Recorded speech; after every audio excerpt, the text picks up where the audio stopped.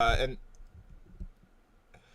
hey, I am not sure whether y'all have heard me up to this point because it looks like it was muted. But if y'all haven't, thank you for joining us for another Procession episode. We're going to be getting into, wrapping up Moses and the Exodus and Torah as we move on to crossing the river and the Hebrews starting to take back the land of Canaan. So we're pretty excited to get into that, and we got some few housekeeping things, but we'll go ahead and say our hellos to everyone first. So as always, we got our dear brother Anthony back from us in the land of the free. How you doing this restful Shabbat, sir?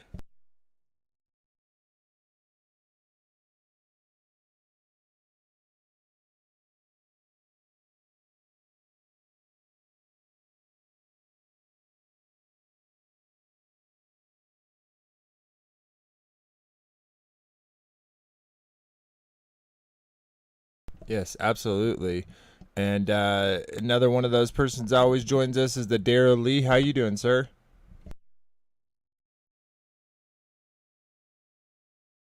You having a restful day? It sounds like.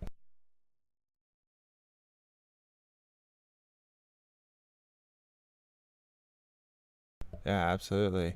And so we also got Frankie and Nick together. The reason why I'm announcing them both is because they're actually driving home from some healing ministry meeting. So they're in the road together. So you'll hear them both from Frankie, but they're both here. But anyways, how you guys doing this Shabbat?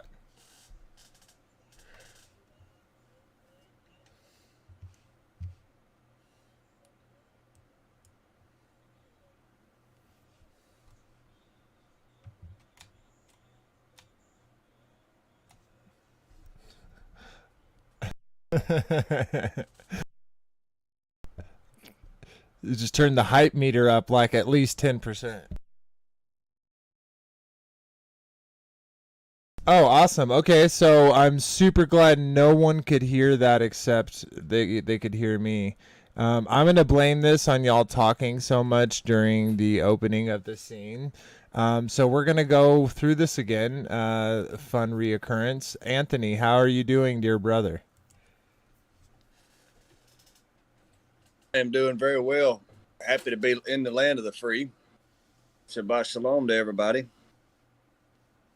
And if you're in the chat, I can't see it tonight, but thank you for showing up, hanging out with us. Blessings to you. No, it's not a solo act, Watchman on the Vine. Uh, I I unfortunately sometimes don't click a button when they're ready to talk because there's talking in the background. And I don't want y'all to hear that while the music and stuff is playing. But I do apologize. It looks like Daryl Lee just dropped out. I think he's having some issues. He just to kind of rephrase, he just said he's been sleepy all day. He kind of just woke up, so he's glad to be that he made it, and then I'll let Frankie B and Nick kind of re say what they said. Apologies again. Hey, Shabbat Shalom, everyone. God is good. He heals and he loves you. Hey, everyone in the ECF, make some noise.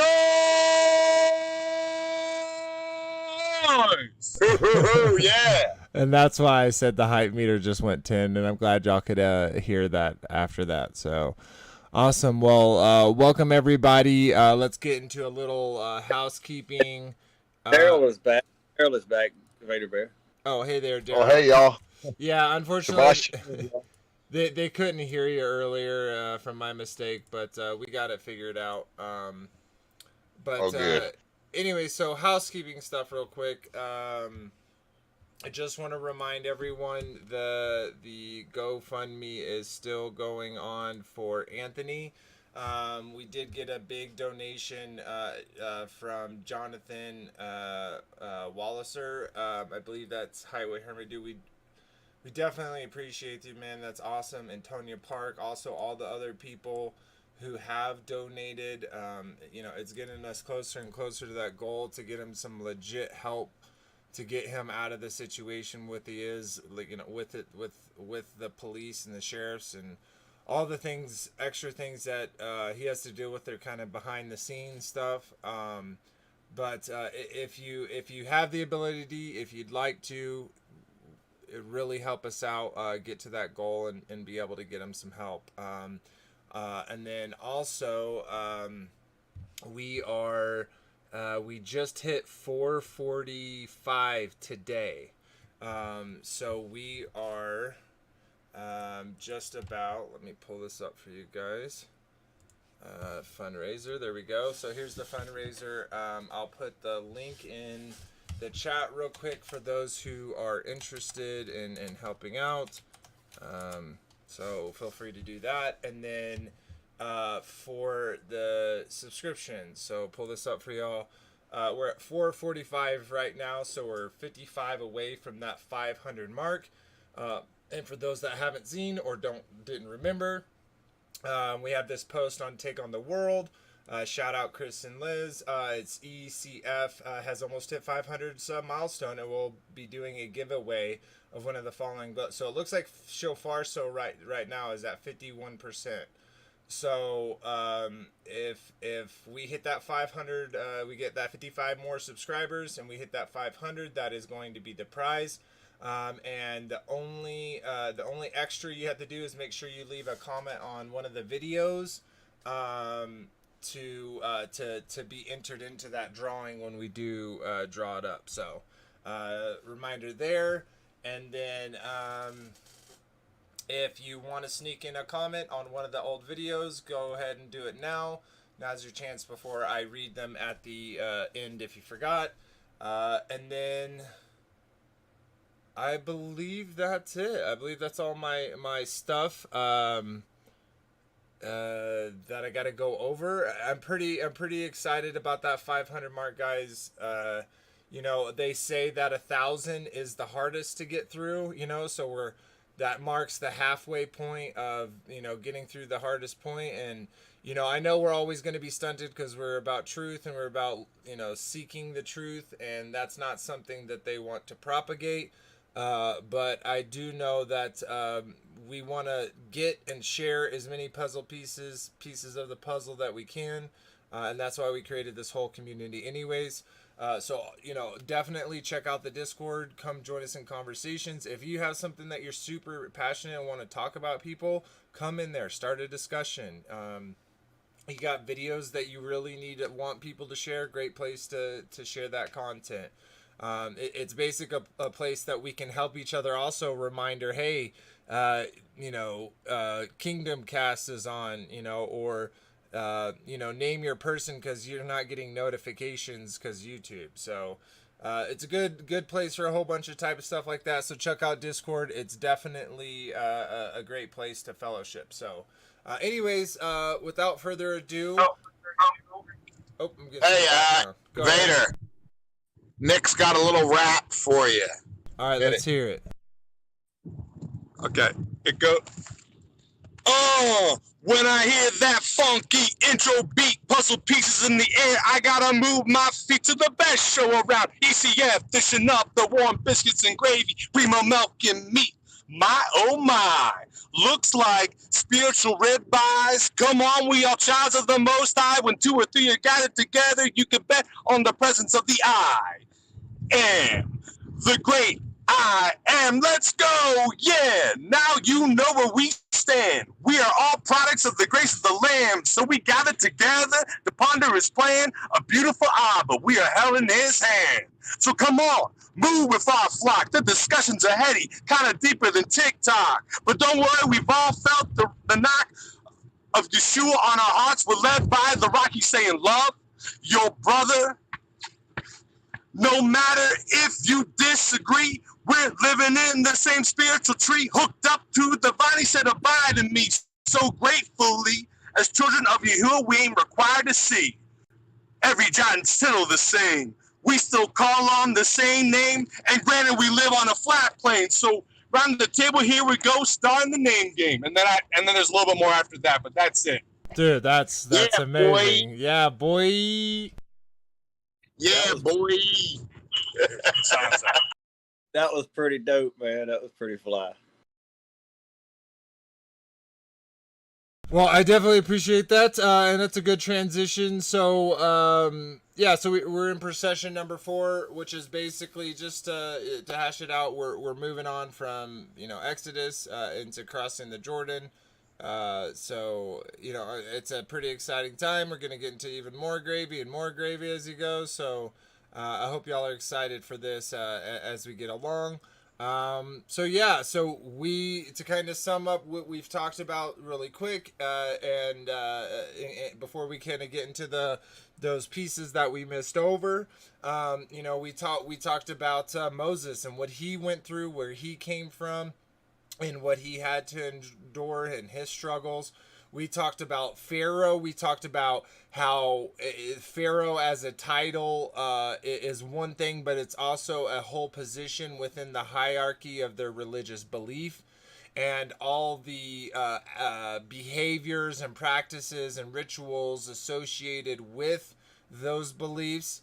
And then we looked at the struggle that Moses had, not only with this man, but with himself and with his preconceived notions, and with the people. And then we had this spiritual battle where we see the Father come down, spiritual and physical battle, but we see the Father come down and show up and attack, over and over all the gods of Egypt, and finally attacks the very top one, which is the Pharaoh himself.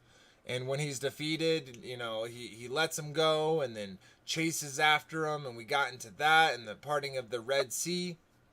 And then we came to some resolution in the last episode 22, where we talked about bringing in the Torah and showing the correct behaviors and the wrong behaviors. We see Moses go up and come down with the tablets and be shocked to see that they had made for themselves a molten calf and were praying unto it.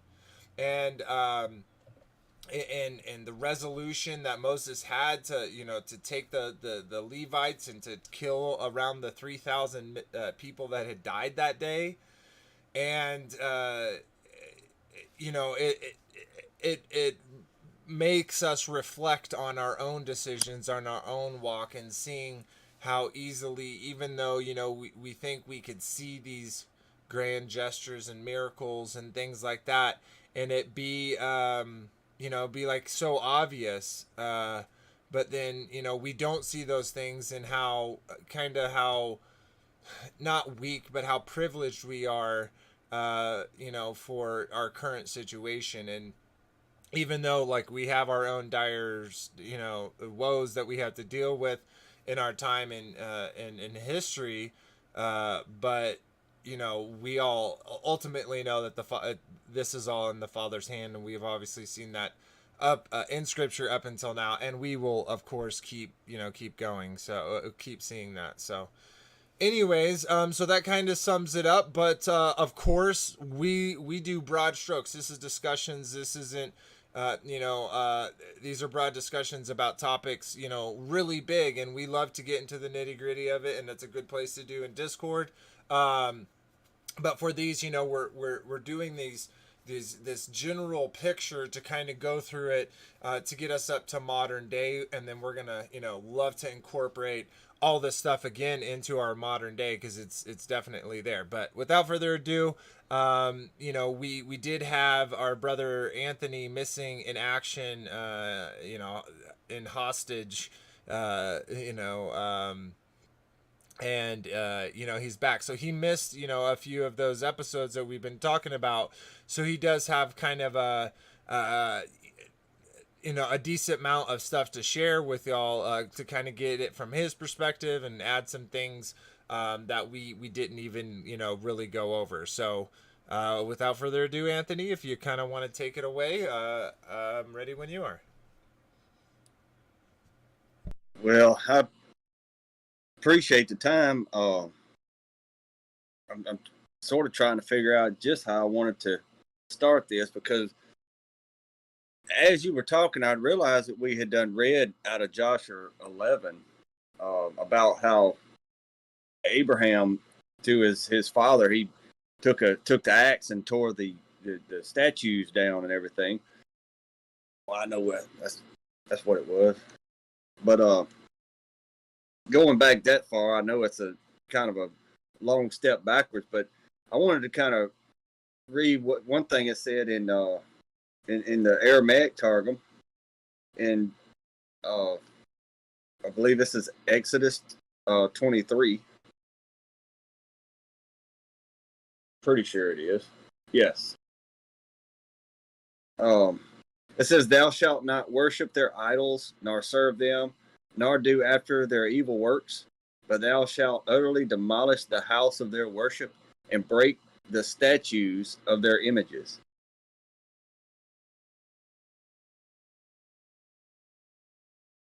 I just wanted to kind of point out, this is after what Abraham did. This is in the time of Moses.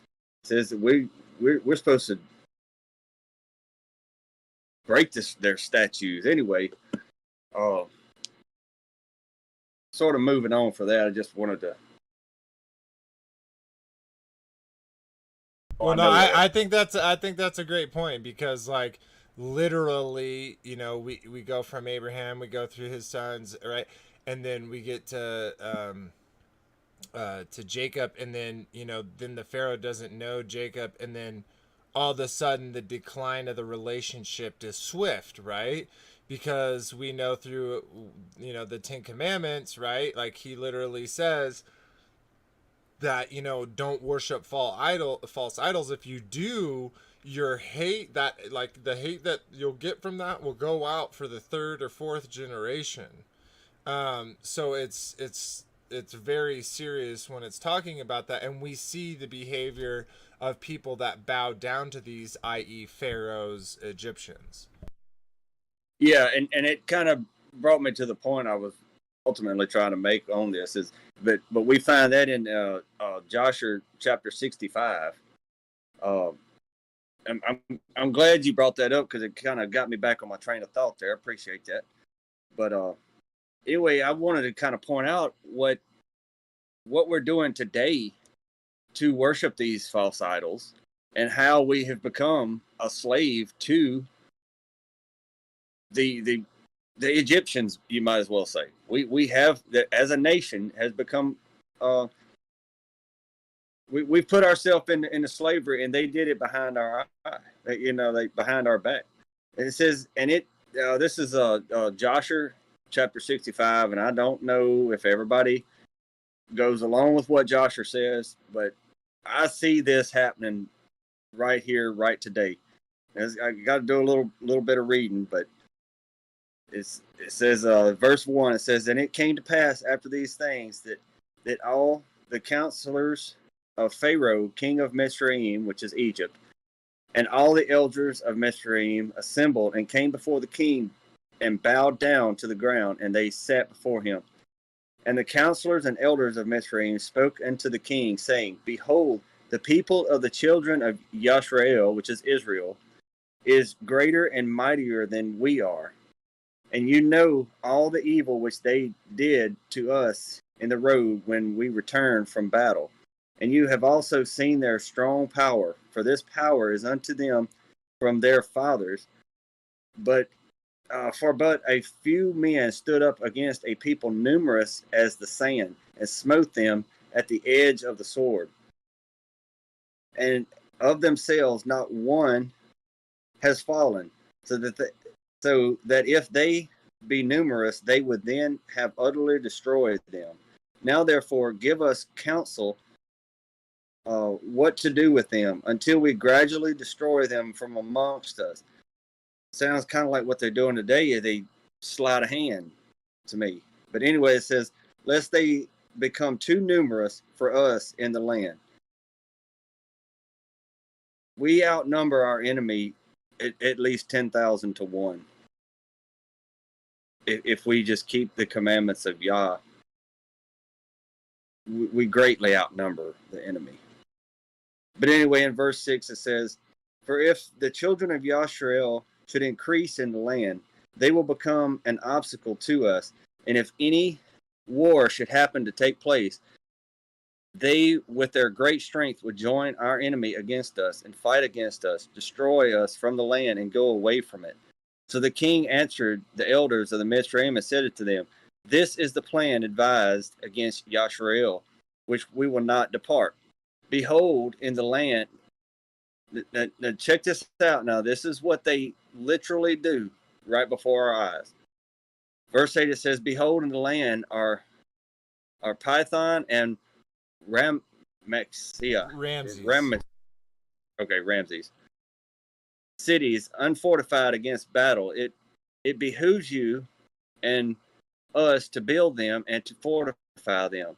Now, therefore, go you along the act cunningly towards them and proclaim a voice in Mizraim and in Goshen at the command of the king, saying, all ye men of Mizraim, Goshen, Pathrock, and all their inhabitants, the king has commanded us to build Python and Ramses and to fortify them for battle. Who amongst you, all Mizraim, of the children of Yasharel, and all the inhabitants of the cities, are willing to build with us, shall each have his wage given to him daily at the king's orders. So go you first and do cunningly and gather yourselves and come to Python and Ramses to build. And while you are building, cause a proclamation of this kind to be made throughout Mizraim every day at the command of the king. And when some of the children of Yasharel come to build with you, you shall give them their wages daily for a few days. Now check this out. And after they shall have built with you for their daily hire, drag yourselves away from them daily, one by one, in secret. And then you shall rise up and become their taskmasters and officers. And you shall leave them afterwards to build without wages. And should they refuse, then force them with all your might to build. And if you do this, it will be well with us to strengthen our land against the children of Yasharel. For on account of their fatigue of the building and the work, the children of Yasharel will decrease, because you will deprive them of their women day by day. Now, what do we do when we get up before daylight every day? We go to work and at our quote unquote 9-to-5 jobs, and we work until dark, and we fight traffic to get home. And by the time we get home, we're starving to death. We're ready to eat and go to sleep.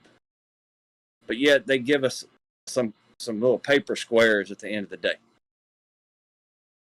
Have we not become captive of Egypt right here, very today? Would anyone like to discuss that? Yeah, I think in ways, yes and no. Like kind of how I was, saying, like, even if you're in jail, right? It's like they can only imprison your physical body. They can't imprison your spirit. They can't imprison who you are and your dreams and all that.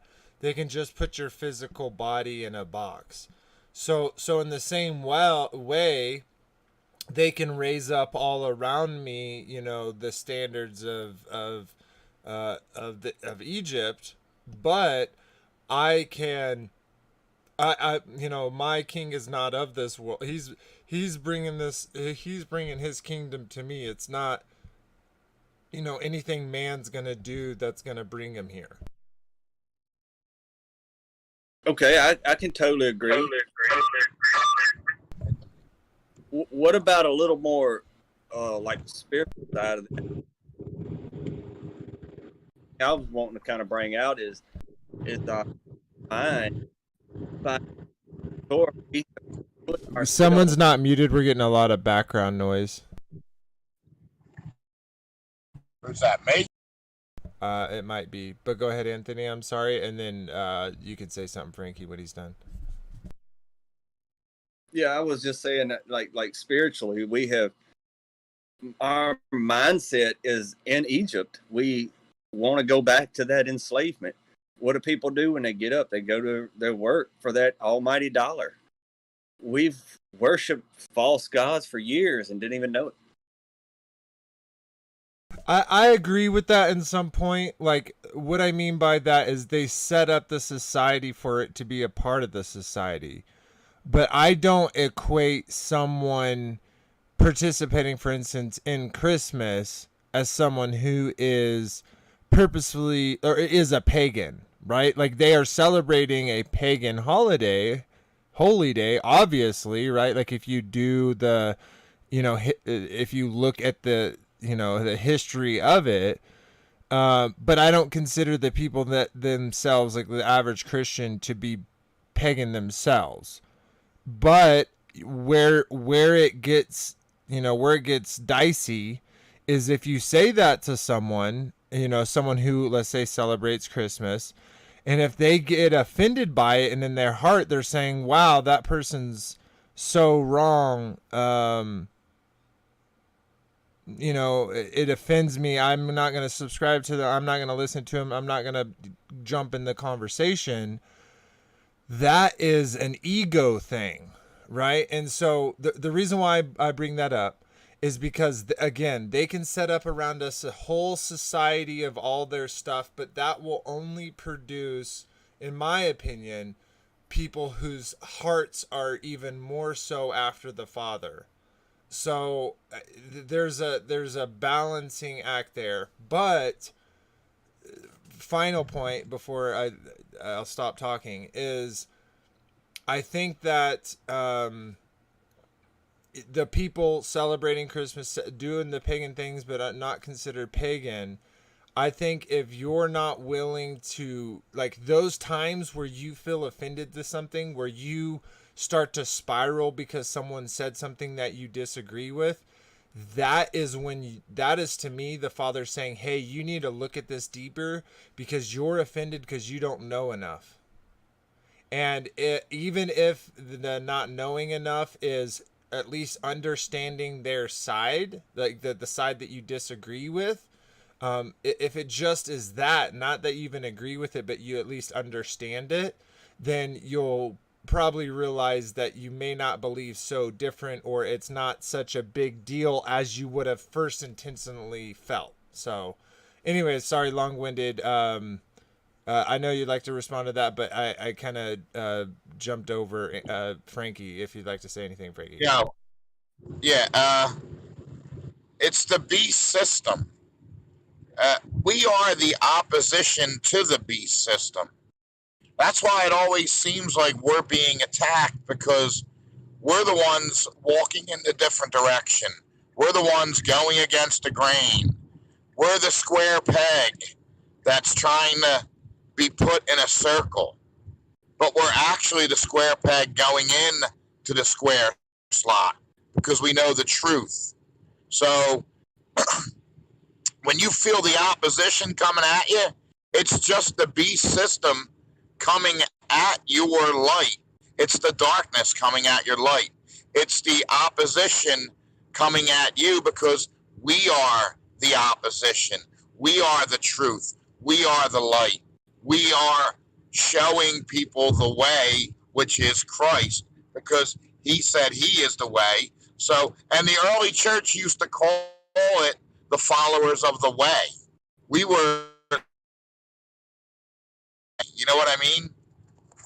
Totally. Yeah, you dropped a little bit, but yeah, the way in that oh, go ahead. Yeah, I'd like to like say something about what Frank said. Okay. I do appreciate saying that, brother. But that's like the point I'm trying to get across to everybody. I'm saying these things and reading these things and doing this because I love people and I want them to know the truth so they can come out of their own Egypt, whatever that might be. But I just want to reach out and just say, like I'm here for anybody that wants to, ask the way out of Egypt. Like if they feel enslaved by their life, I'm not trying to like point fingers at people, say, oh, you're worshiping false gods. I'm just trying to bring to the realization that so many people are, but there is redemption from that, and it's amazing. Keep his commandments, keep his Torah, and it's amazing the blessings that he'll send you. Yeah, we've already kind of seen that, right? Like a blessing as so much as extreme as the the angel of death passing over you. Like when all rights, like literally it was by the blood of the lamb, of the innocent lamb, that happened. Right? So for all intents and purposes, every firstborn should have died. But the father made a way, like the people with what they could take and the spoils that they got from the Egyptians, making their way, towards the Red Sea, and then being up against the Red Sea and the army, the full might of Pharaoh, of Egypt, bearing upon you, and the Father making a way. You're getting into my next point already. I did have one other point that Frank actually had brought us into the segment of, but I wanted to see if anybody else wanted to reply to. Yeah, well, let's if that's a good segue, let's get into your next part. Yeah. It's funny, when COVID was released in March of 2020, it was 2 weeks before our Passover, and it passed over all of us because we're covered by the blood. I don't know any one that actually got it. You know what I mean? And well, to be my wife was. Oh, go ahead. Sorry. My wife wasn't feeling good during the time. My wife wasn't feeling good during the time, but I didn't get sick at all for the whole 2 years of the pandemic.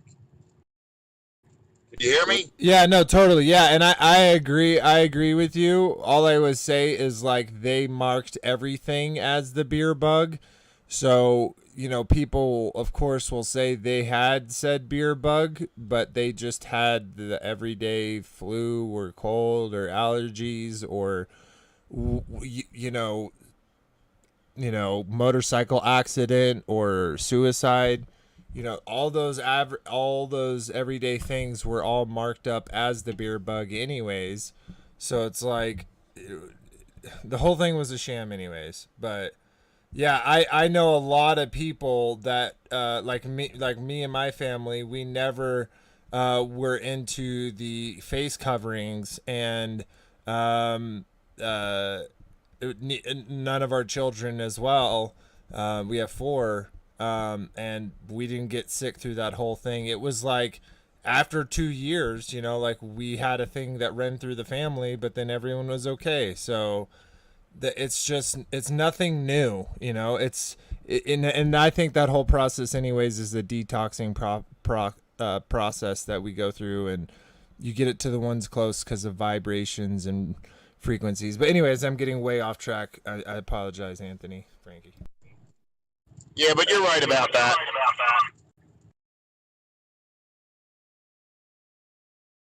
Well, Daryl or Nick, do y'all have anything to add to what we've covered so far about having no fear coming out of Mitzrayim? Nah, Nick doesn't have nothing. Well, what I was sort of interrupting you on there, Beta Bear, and I apologize for that, but you almost spilled the beans there for me, man. But anyway, I wanted to move over to Joshua. What is this? 81 verse 26. And you know how math works when you say 26 to 28. Well, we say 26 plus 2 is 28, right? There's actually 3 verses I want to read here, though, but it's 26 through 28. Imagine that. But anyway, verse 26, it says, "And on account of the Mitzrayim, the children of Yashrael divided themselves into 4 divisions, and they were divided in their opinions, for they were afraid of the Mitzrayim. And Moshe spoke to each of them.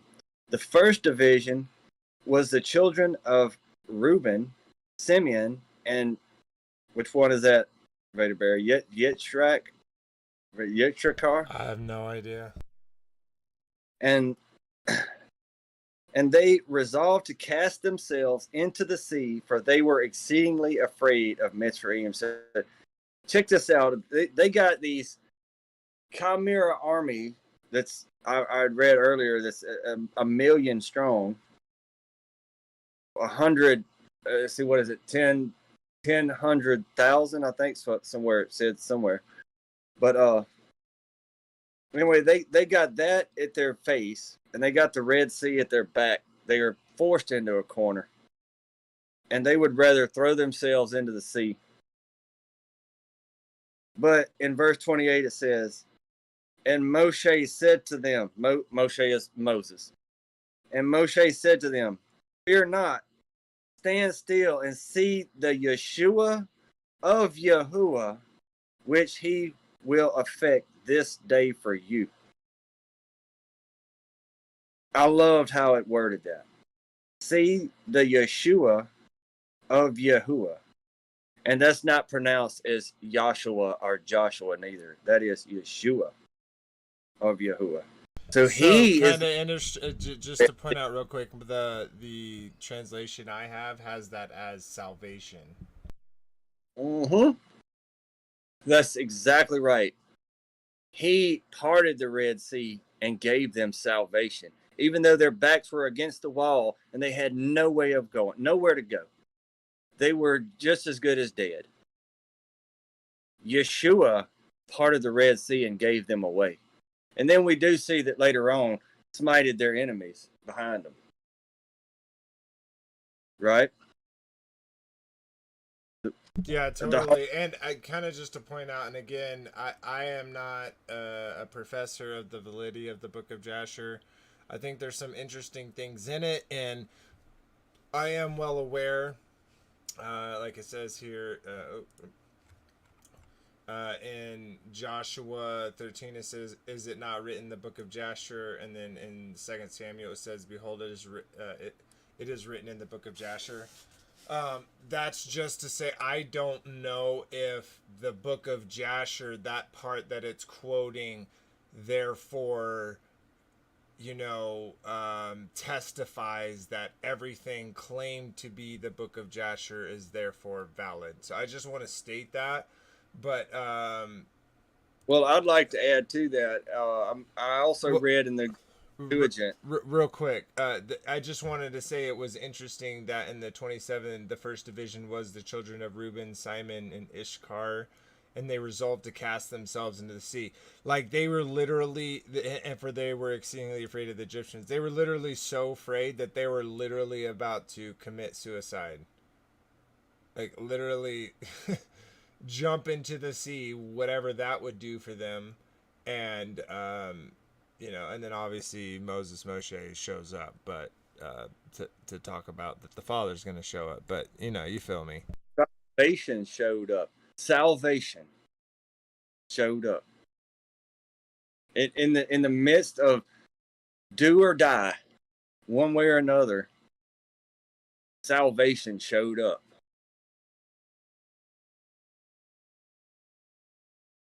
I kind of equate that part a little bit to me being in jail, because I'm going to be honest with you, I was about ready to give up at times.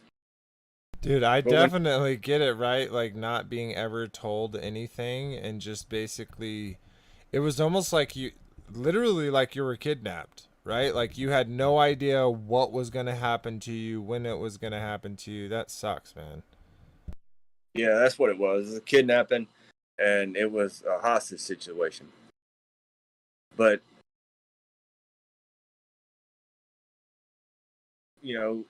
I didn't see a way out of there. It was either sit there and die or just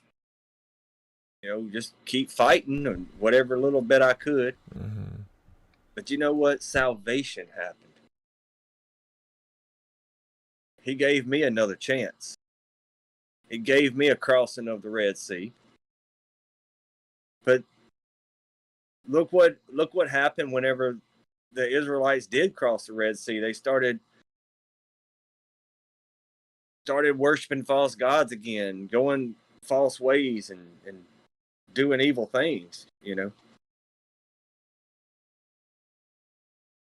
Yeah, it's crazy. It's crazy that they saw this and then they still go on to do, you know, to make the golden calf. It's, you know, like I do that, but then like my mind goes there and it goes into this like judgmental, like how could you do it after seeing these things? But then I think, well, they were probably already seeing crazy things anyways, definitely because of the time and the place.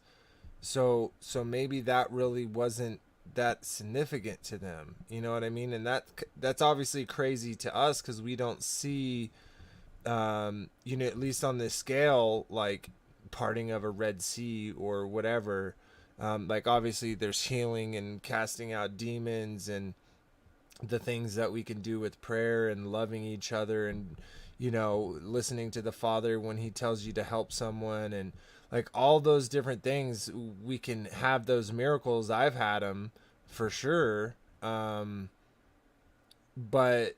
uh so it's kind of crazy for us to think about seeing those things. And you know, every generation believes that they're the generation where the end times is, you know, it is that time. And I think that that's not necessarily, if it's in fear of the Father, like that righteous fear, then that's okay. You know, that at any time the master's going to come home, so you better be prepared for master to come home. You know, I totally accept that part of it. But obviously what's portrayed over and over is this apocalyptic, that it's a bad thing. But we know when the Messiah, when Yeshua, our King, our High Priest, comes back, it's gonna be to take up his kingdom and to reign. So you know, and I know there's disagreements on that, but that's at least how I feel and how my heart feels. Hey Vader, you know what's funny? When Yeshua went around healing, they only got mad if he did it on the Sabbath. And they really didn't get mad if he healed any other day of the Sabbath. But Yes, then when he started forgiving people of sin, they got real mad. But now, in the later church, they get mad if we go around healing, but they're okay with us forgiving people of sin and getting people saved. It's crazy because healing is available. It's part of the covenant. That's all I want to say. No, I totally agree with that, right? And but we're also given very, you know, like stern words about that, right? Even people who exorcise demons and heal in his name, you know, like it is possible for the high priest to go away from me. I did not know you. I do not know you. So, and I'm not taking and putting that on anyone. What my point of that is just to say, you know, that you know, it is we do have to work out our salvation with fear and trembling, right? It's something that we have to work it out. We got to work on it. It's not just this one and done thing.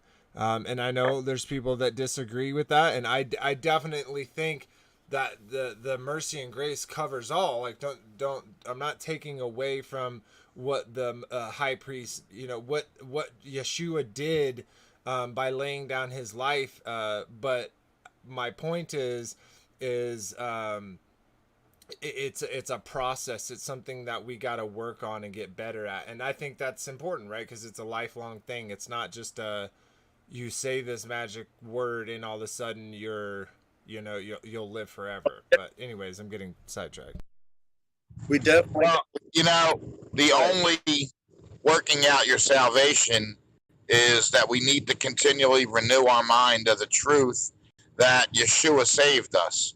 That if we continually keep our faith in him, we're good. But you got to renew your mind to that, because the cares of this world is designed to squash out the salvation that Christ has paid for. Go ahead, Anthony. Actually kind of forgot what I was going to say right I have a total random thought.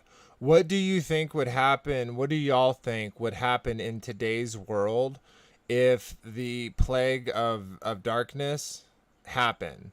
Where all of a sudden those that they like that were in the Father's, you know, like walking after the Father's heart, would get daylight, but those who weren't would only be in darkness, and you would be able to just distinctly tell the difference.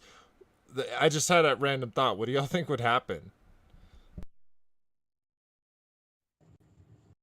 You know, the plague of darkness might be an EMP when they shut down the grid. Hey, remember the TV show J.J. Abrams had, Revolution, Mm-mm. when they shut down the power grid? That's one of the things I'm really praying that they don't do, because if they did that, it would send us back hundreds of years. No, I get you. I'm not. Again, don't be fearful of anything. What my point was is I don't think it was as simple as an EMP back in Egypt. I think literally, like, people were walking around, and if your heart was not after the Father, you were in literal darkness. It was like dark to you. And the reason why I kind of thought about that as I was thinking about kind of in enclosed cosmology and what the sun is and what the moon is, and how that makes so much more sense on Yeah, you're right.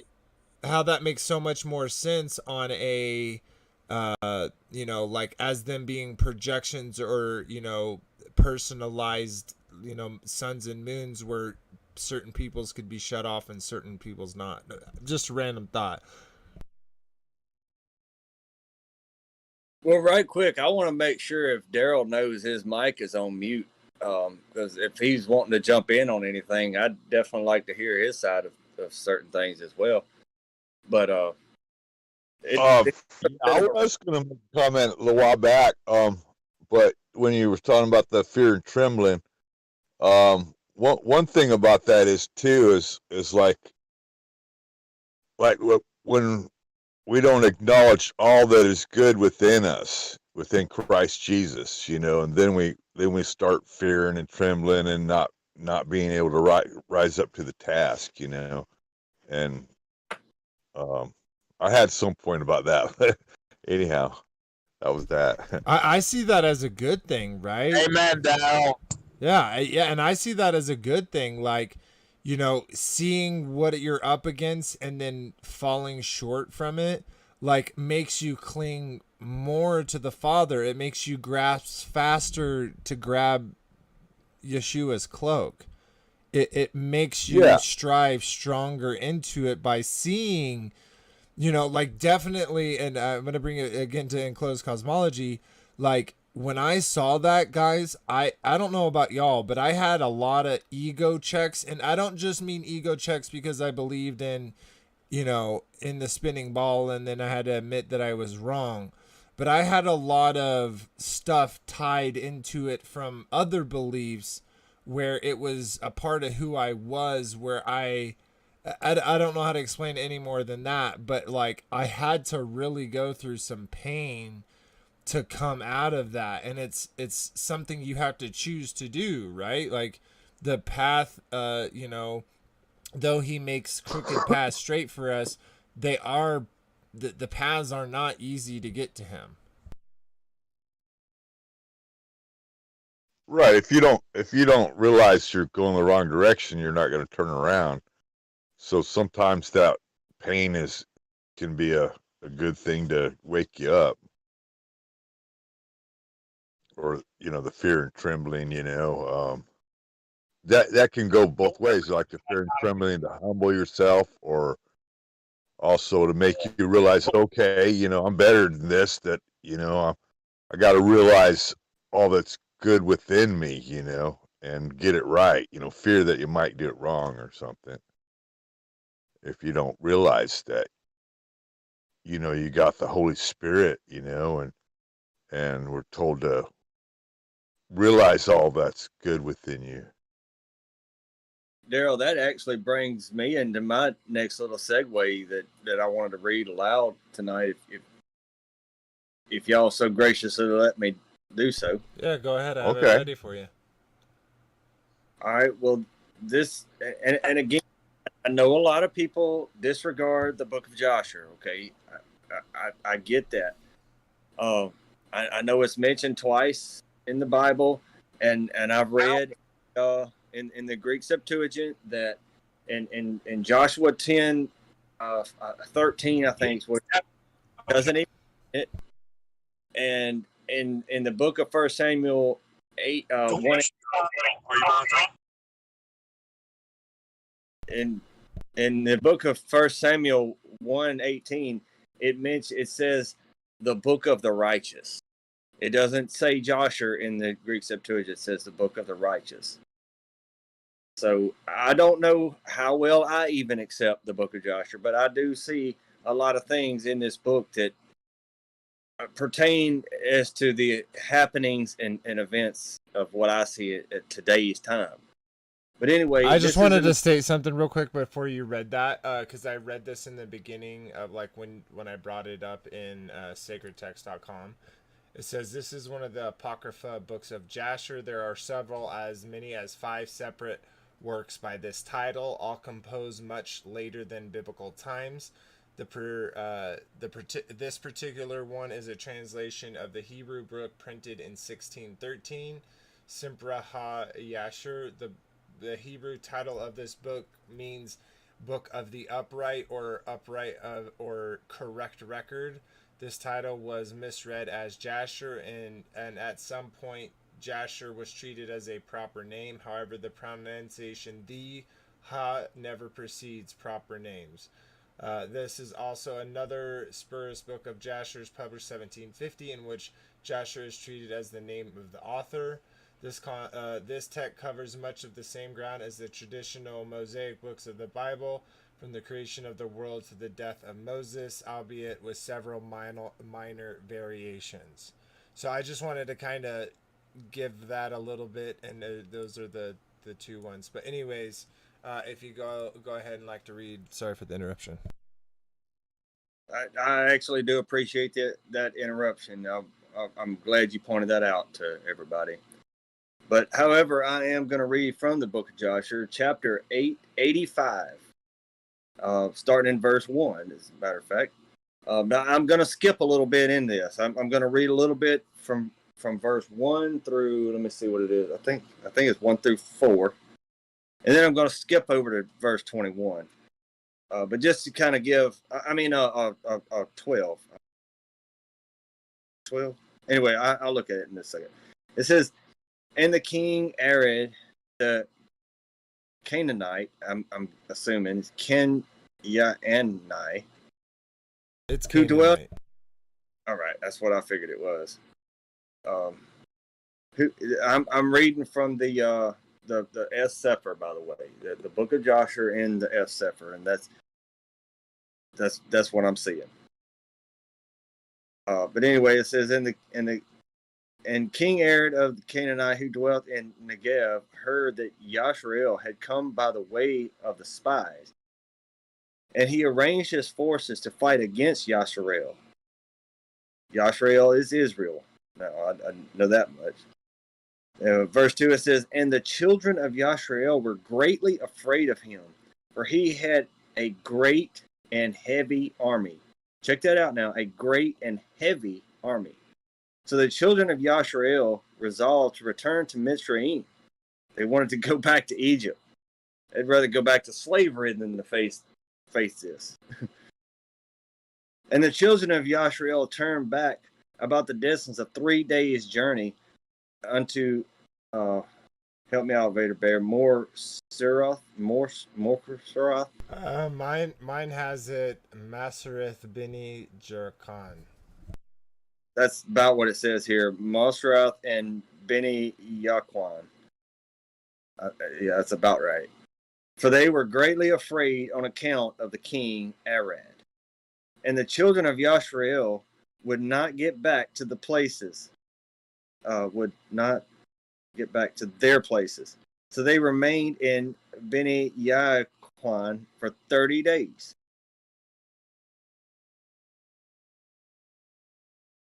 Well, I got to keep reading this a little bit. It says, and when the children of Levi saw that the children of Yashrael would not turn back, they were jealous for the sake of Yahuwah. For they rose up and fought against Yashrael, their brethren, and slew of them a great body, a force and forced them to turn back to their place, Mount Hor. And when they returned, King Arad was still arranging his host for battle against Yashrael.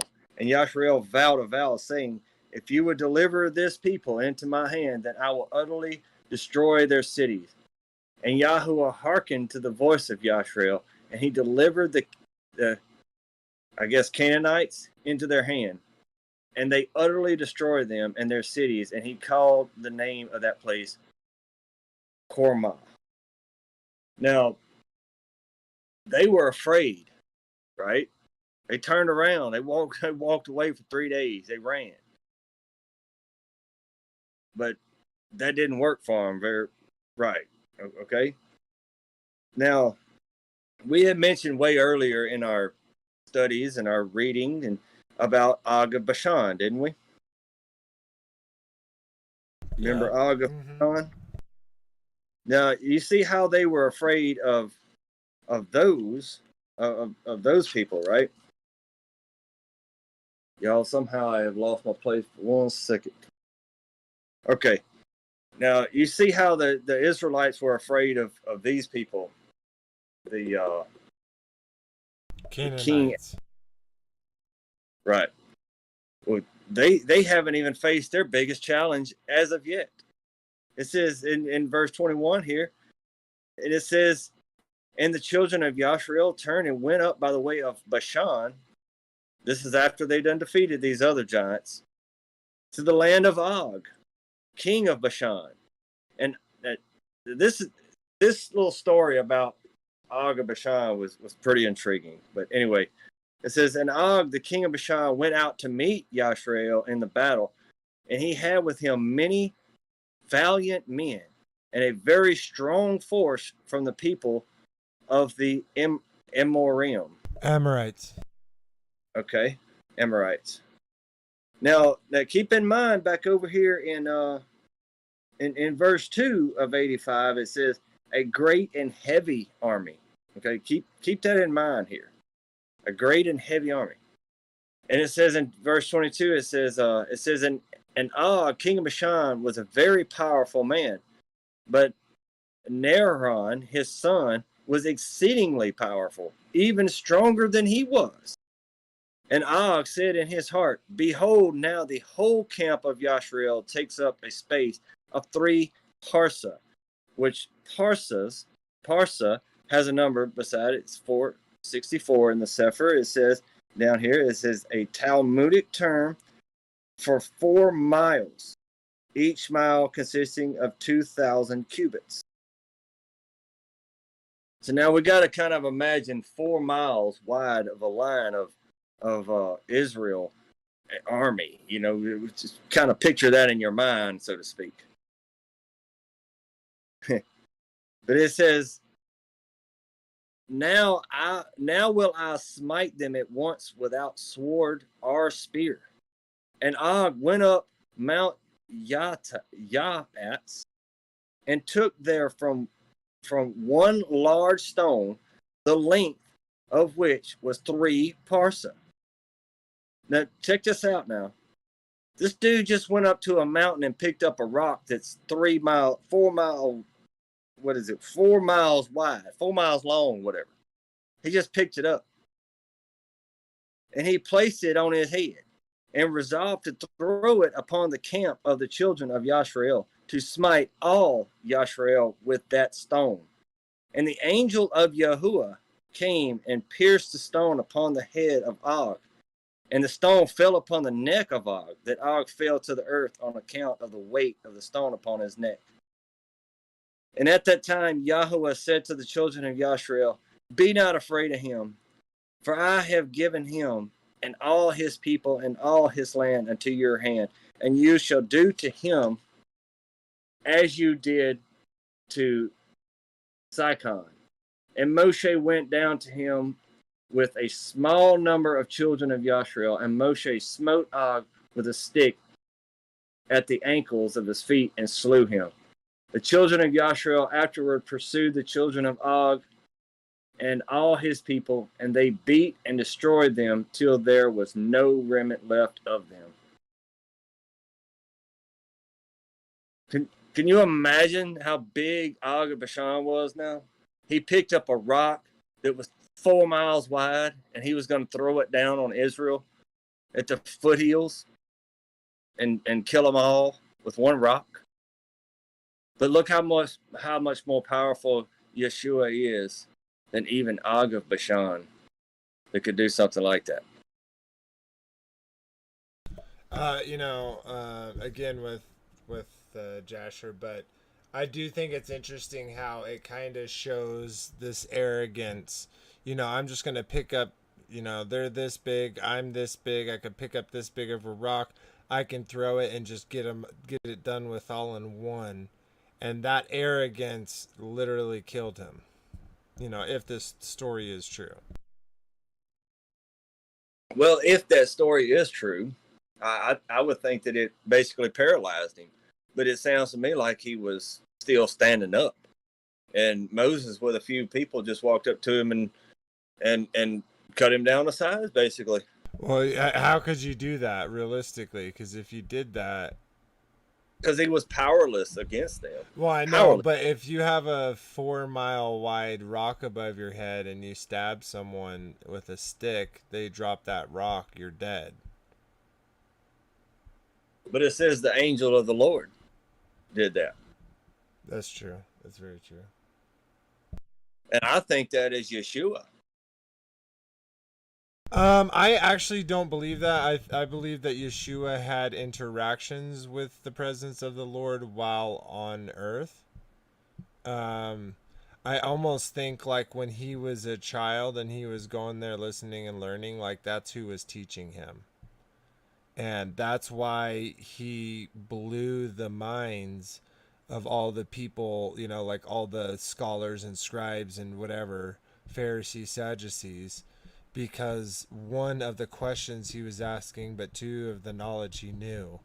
So I think there was a relationship there.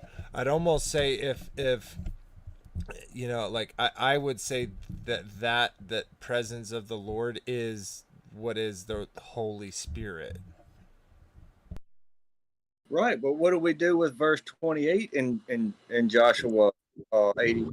I mean, 1. I don't know. We haven't got that yet. That's what this whole procession is we're getting ready to get into this. Hey Vader. What's up, brother? Like you were saying about how Yeshua was taught everything in the temple. How about if it was just downloaded to him from the Father? What do you think about that? To me, that's not what a human would have to do. A human just doesn't get like all their knowledge and information just downloaded to them. You have to, in order to have a relationship with the Father, you have to step forward. Yeah, but he wasn't human to per se. He was human, but he was the perfect human. So I think everything was just downloaded into his spirit. No, that's why he was in the temple at 12 teaching all the Pharisees what the scriptures actually meant. Well, no, because he wasn't just teaching them; he was asking them questions, and you can totally believe that it was just like a boom download. He just all of a sudden has all this information.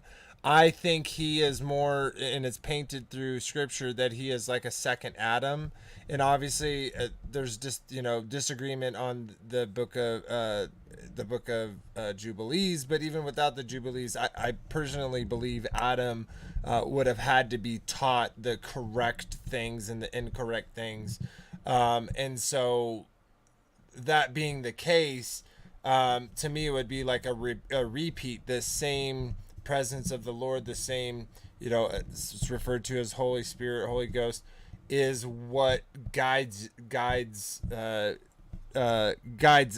us right now, but guided him. And I think it guided the priests that were in the temple where the presence of the Lord dwelt. And then that's how they were able to learn and do things and prophesy, etc. But of course, this is my opinion, and I, jealously reserve my right to be wrong. So, those are my 10 cents. Well, right quick, I wanted to reread Joshua 81:28, um, where I was saying that I think it was Yeshua that smote that rock on top of Og's head and broke his neck, basically. That's kind of how I'm getting it. But I just wanted to reread verse 28 in chapter 81. It says, "And Moshe said to them, Fear not, stand still and see the Yeshua of Yahuwah, which he will effect this day for you." So he's actually telling the children of Israel, don't be afraid of Og, because you're fixing to see Yeshua work. And I'm putting that in my terms, in my layman's terms now.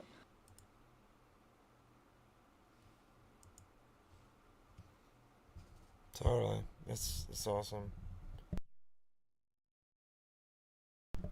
All right. Well, I.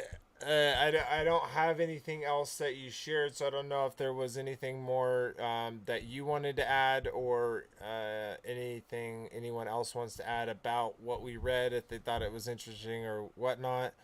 Um, if they do, go ahead. If not, we can kind of just get into the, I guess, a little bit of what we're going to be getting into, and then get into just a general conversation about what's going on.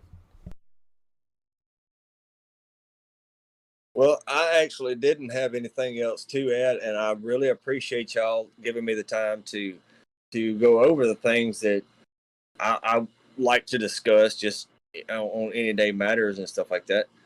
Um, I don't feel like anything that I discussed or talked about tonight renders my salvation in any kind of way. But however, I do like talking about it. It makes for good conversation. But thank y'all for giving me that time and allowing me to get caught up in everything. And blessings to each and every one of you. And I'd be happy to talk about these things a whole lot more for anybody that might even want to just jump in privately or something like that and talk about it. Yeah, absolutely. We got Discord, guys, so always check that out. It's a great place to fellowship, text, chat, whatever. There's tons there, so check it out. But let's look. Let's look. Let's. I guess since there's not really anything more, let's get into kind of some general conversation things. I kind of showed this to a couple people earlier, and I've watched the Amber and Heard, like while I'm working on other stuff. I've watched the Amber Heard, and I watch it literally on 2 times speed, and skip over a lot of it. But anyways, during it, when she started giving her speech or whatever, or her testimony, she like they put into evidence this picture, and I'm gonna show it to y'all. And I want to get y'all's thoughts about it. Now, that being said, I totally understand that this is covering up a lot of stuff. Like the what is it, like 16 or 18 food processors have all burnt down within the like past 6 months, and even more so if you stretch it out to 1 year or 2 years. But they specifically right now, there's been a lot, and they're covering things like, the Ukraine thing kind of fell off pretty quickly, and now people are focused in on this thing now.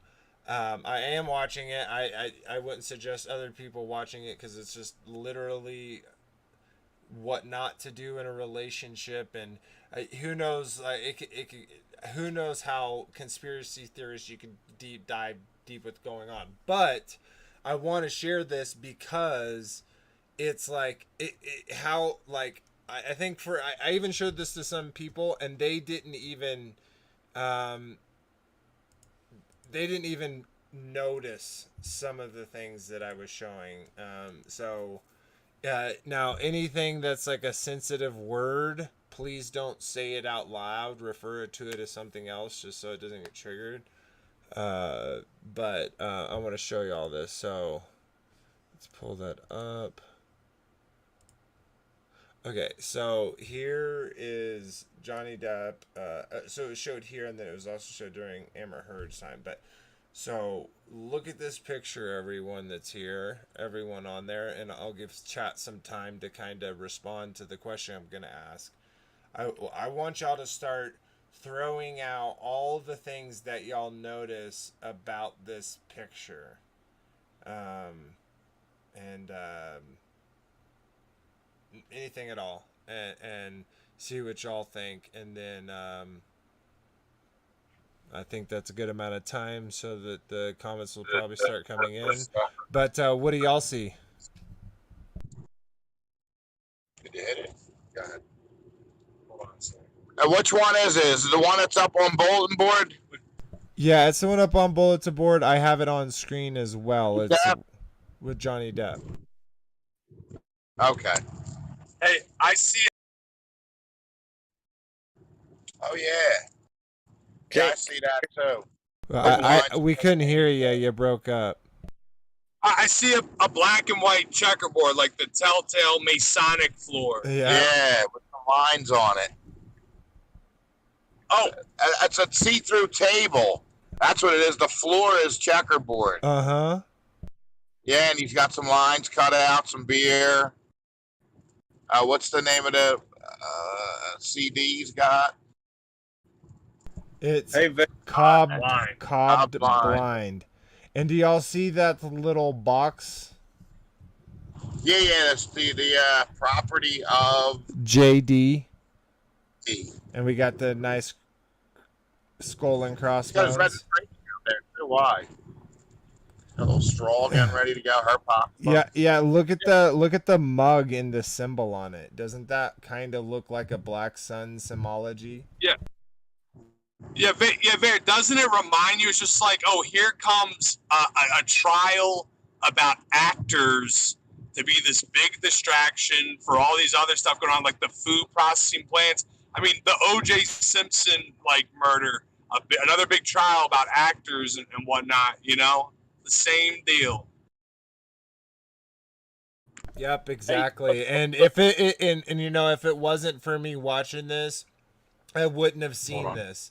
But when I saw this, I was like, oh my gosh, how plain sight. It's like this thing is dripping with it was set up like this to take the picture. And it's like, he doesn't even care that the picture's showing.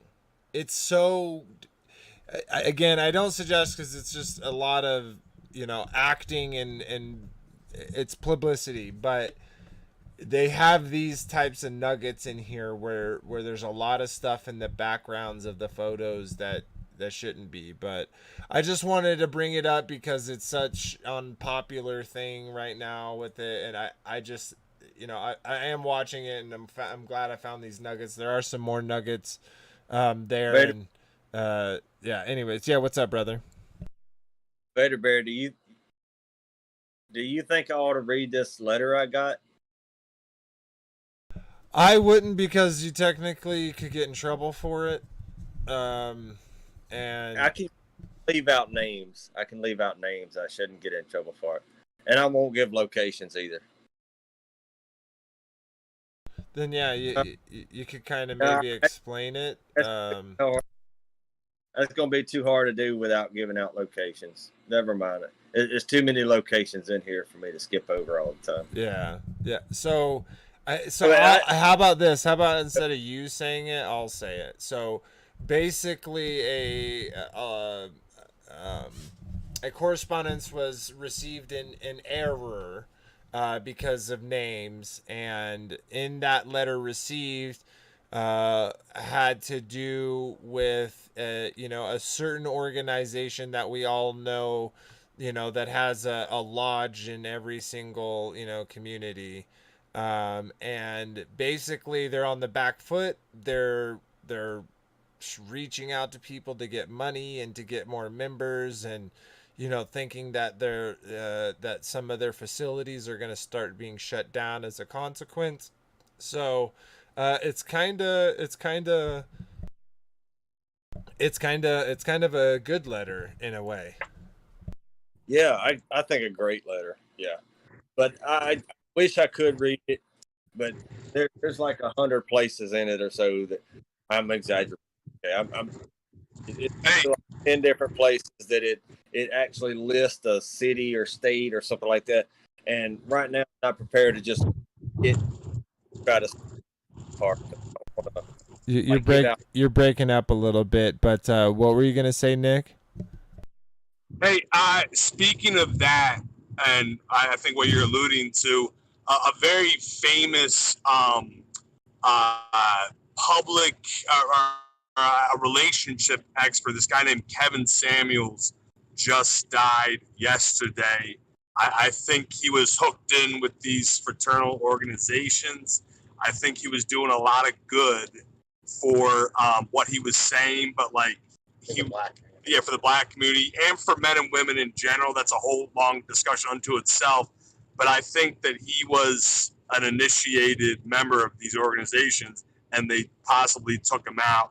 It's really sad, a lot of photographs of him on like chessboards and stuff. He was part of Kappa Psi Alpha, which apparently is like a prominent fraternity. So that's a whole other issue talk about Kevin Samuels. But yeah, these organizations are no good.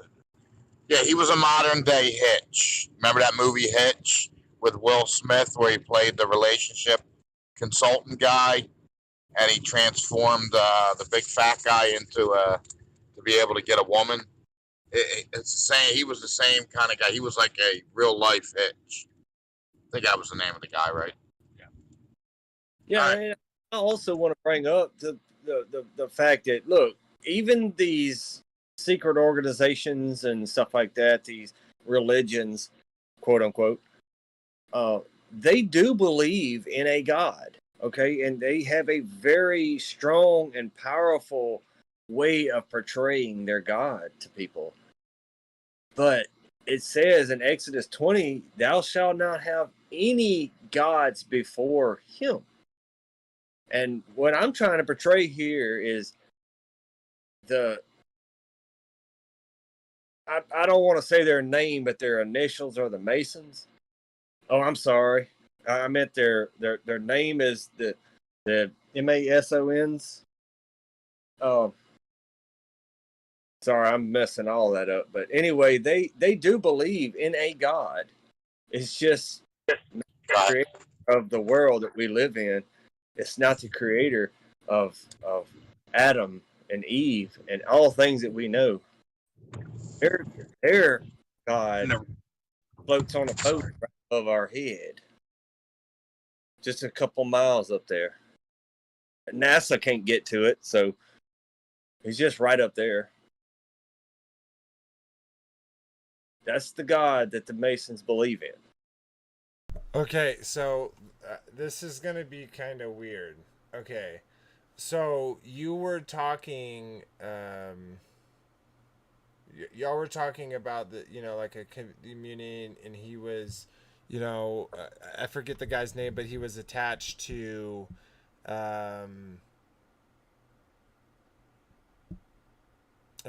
he was attached to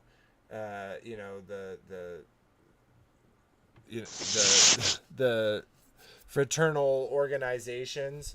And anyways, and I thought about Jay-Z, and Jay-Z is widely known, maybe not widely known, but he has quite a bit of references to that. Now I'm gonna share on my screen real quick. Now, some of y'all may have seen this before, but Jay-Z came out with a clothing line. But this is gonna get even deeper because y'all might even see this. This is kind of weird that this happened. I'm not gonna lie, but okay. So, let me share screen. Okay, so this is his clothing line as Masters of the Craft.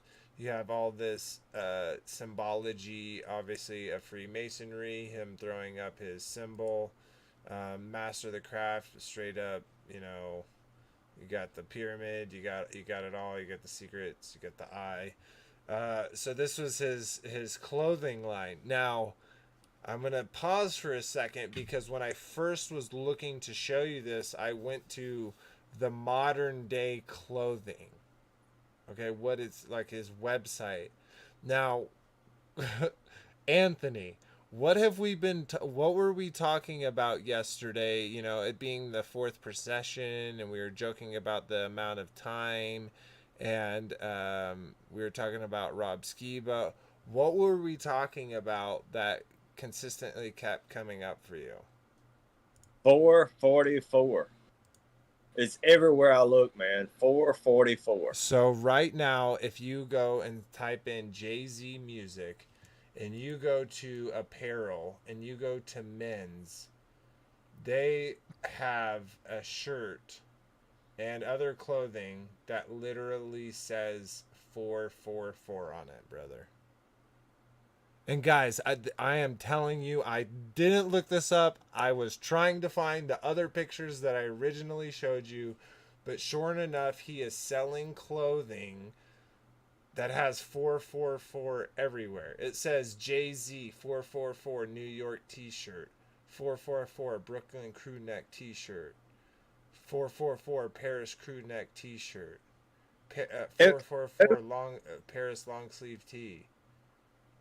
And for those that are not aware, it was one of Rob Skiba's last wishes, so to speak, was for everybody at 4:44 in the afternoon, their time, whatever time that might be, is to say a prayer for their government and their leaders of their country to do the right thing according to the book of Yah, to the words of Yah. We just have to all just see what's going to happen is if we're all doing it in our and look, he only asked for like 4 minutes. Pray for 4 minutes in your time zone. So what would happen is there is a 4-minute prayer going on every single hour of every single day for every single country in the world. It is an amazing idea. And what Vader Bear was talking about is 444 just shows up everywhere lately. I think we should honor at least Rob Skiba. May he rest in peace and shalom. That we say a little couple minute prayer every day at 4:44 p.m. in your time zone.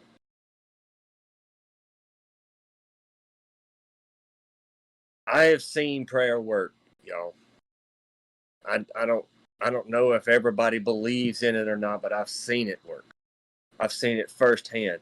I was at Take on the World 2021.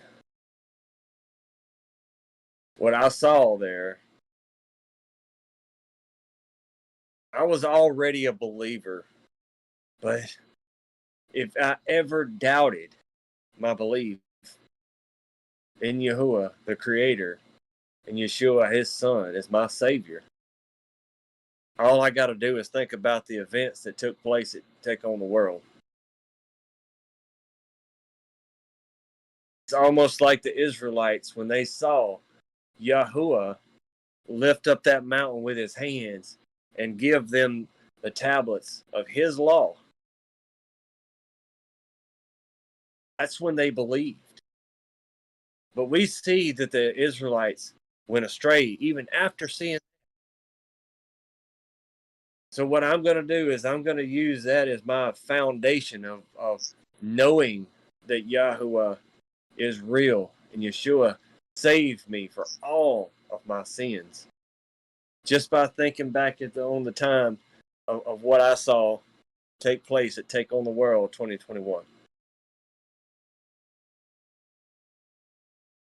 That'll make me a believer again, in other words. I can think back on that. Just think of the people in Israel that came out of Egypt. They saw everything that happened to Egypt Egypt and the Egyptians, and yet they disbelieved when they got in the wilderness. They were up against the Red Sea and they disbelieved. I'll never stop believing. None after events that I've seen in my life, y'all. Speaking about believing, but on the other side of the coin, I just literally searched space in Google and went to news. I want to share this with y'all. I'll explain it to those that can only see it visually as well. But so we got a few up here. We may go back and watch these videos with the sound off. But right here it says Forbes. We might live in a giant croissant shaped bubble in space, says scientists.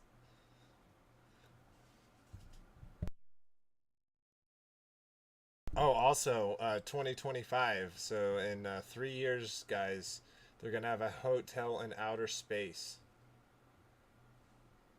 Now, They are. I'm not really a gambling man, but if anyone's willing to bet against me that it doesn't happen, I will gladly take that bet. Well, I think they already have them. I think they already have quote unquote outer space balloons that can get up there close to their God. That's what they do. They want to build that tower. They want to get there. They want to go up there and unite with him. Is it like a hotel where you can check in anytime you like, but you can never leave? But you can never leave. Welcome to the Hotel California. Oh, that was great. So there's this other one. Oh, go ahead, Nick.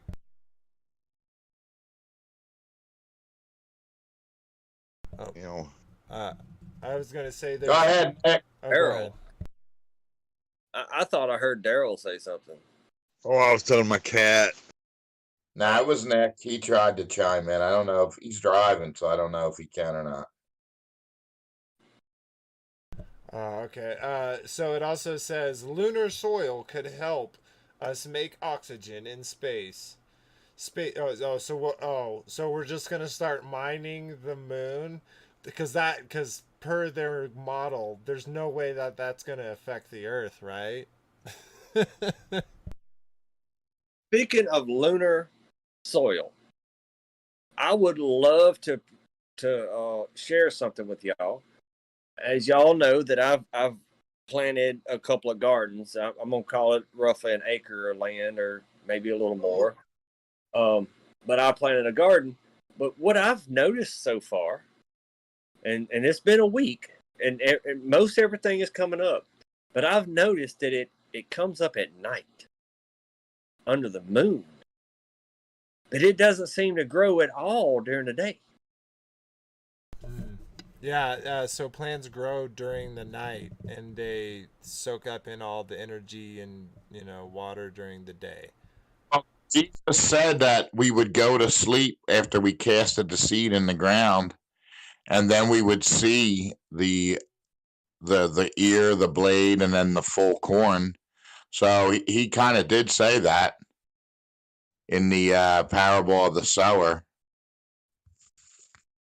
So yeah, that makes sense that it would grow by the lunar light. Isn't that amazing? Hey, not to get off. Is we were taught in school that plants work by metamorphosis, where they gain sunlight and they all grow to the sunlight. And we've even done tests where we put something in the window and the plant leans towards the window. But from what I've noticed, plants don't seem to grow at all during the day, but overnight they seem to grow some like very little, but some like a lot, like a foot. Like, for example, a muscadine vine will grow about a foot overnight, but you can't watch that during the day. It won't grow a centimeter.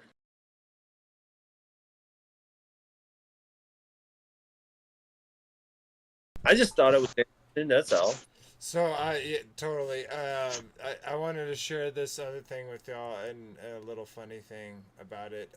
Those that are in Discord, if you want to watch, you can totally do that. But so look, SpaceX shows what's possible for investing in space. Hmm. Oh, let's retry that one more time, guys. Hey, did you see the SNL skit with Owen Wilson? He was the Amazon guy, and they were racing in space. And then Elon Musk attacked him with Star Force. Oh, it was a hilarious skit. I didn't. I could totally. No, I can't pull that up without getting in trouble. But here we go. So we have SpaceX shows us what's possible for investing in space.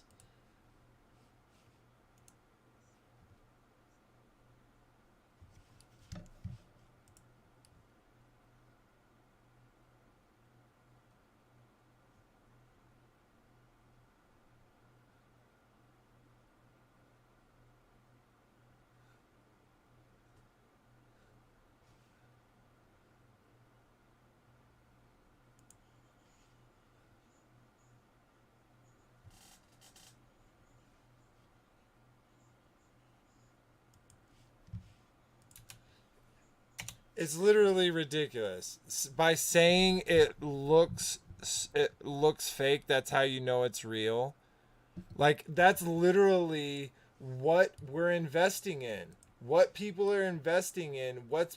This airline, this title from Barron says SpaceX shows what's possible for investing in space. You get cartoons, you get weather balloons and Starlinks that they say cost billions when they cost millions, and they're literally stealing money by the truckloads. Trillions.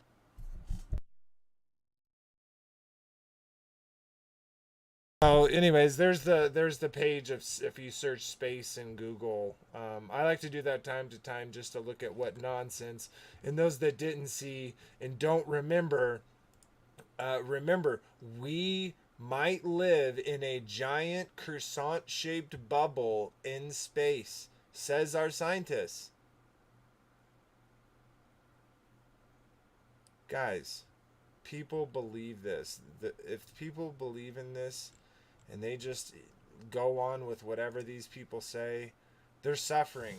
And we got to do our part to wake them up to the Father's truth, to not only obviously of his Son, but of course this place that we live, this enclosed cosmology. So anyways, I'll stop Brother, that's sharing everyone, but just remember, this is what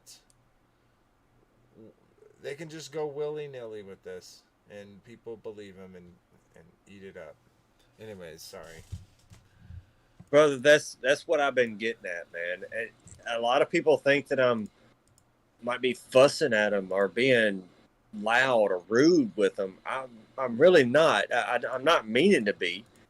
It may sound or seem rude or mean at times, but y'all,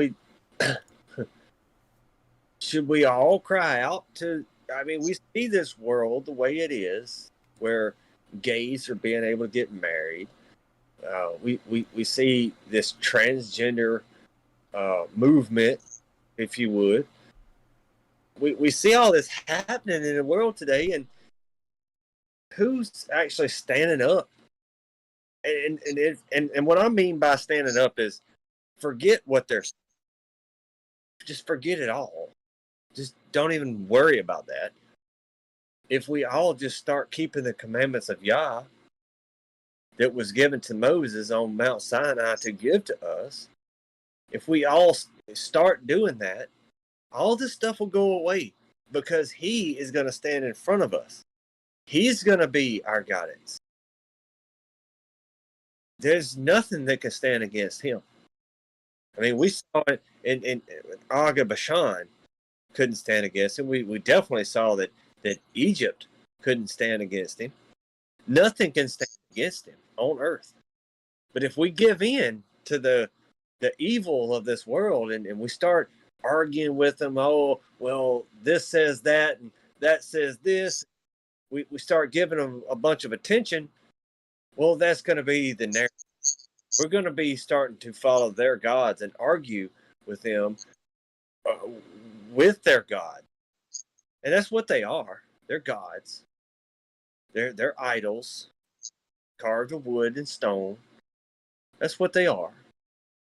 But if we ignore that and just we just spread the good news of the gospel of the coming kingdom and say, hey, you want life everlasting? You wanna just do away with the holdbacks of this world, these chains, these snares that are keeping us worldly. You want to just do away with it? Then follow his commandments. Read the book of Leviticus. Read the book of Deuteronomy. Understand it for what it says, and don't bring preconceived biases to the table. Don't try to make the scriptures fit what you want to believe. Start believing in what the scriptures are physically and actually saying. I have a saying that says, the Bible is not a flat earth book. Even though my dear friend and my dear brother Rob Skiba used the term, the Bible is a flat earth book. I came up with my saying that the Bible is not a flat earth book. But the fact that the earth is flat and stationary and has a dome covering it, that proves the scriptures are true. So the Bible's not proving a flat earth. The fact that the earth is flat is proving the scriptures to be true. And I really want to encourage anyone and everyone to look into the scriptures. Every answer that you ever have is right there before your very eyes, in your very hand. What the scriptures are. They're the answer. And I know there's a lot of debate amongst a lot of different organizations and beliefs and religions and all this stuff. But the only way to come together is to keep the Torah.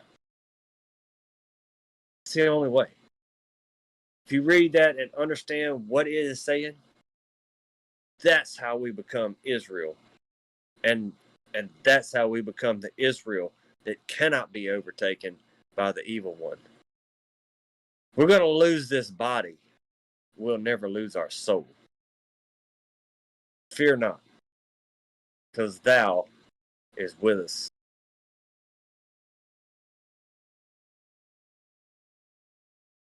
Awesome, brother. Thank you for that. All right. Well, I guess I kind of shared the things that I wanted to share. Anthony did as well. Daryl, Frankie, Nick, y'all got anything?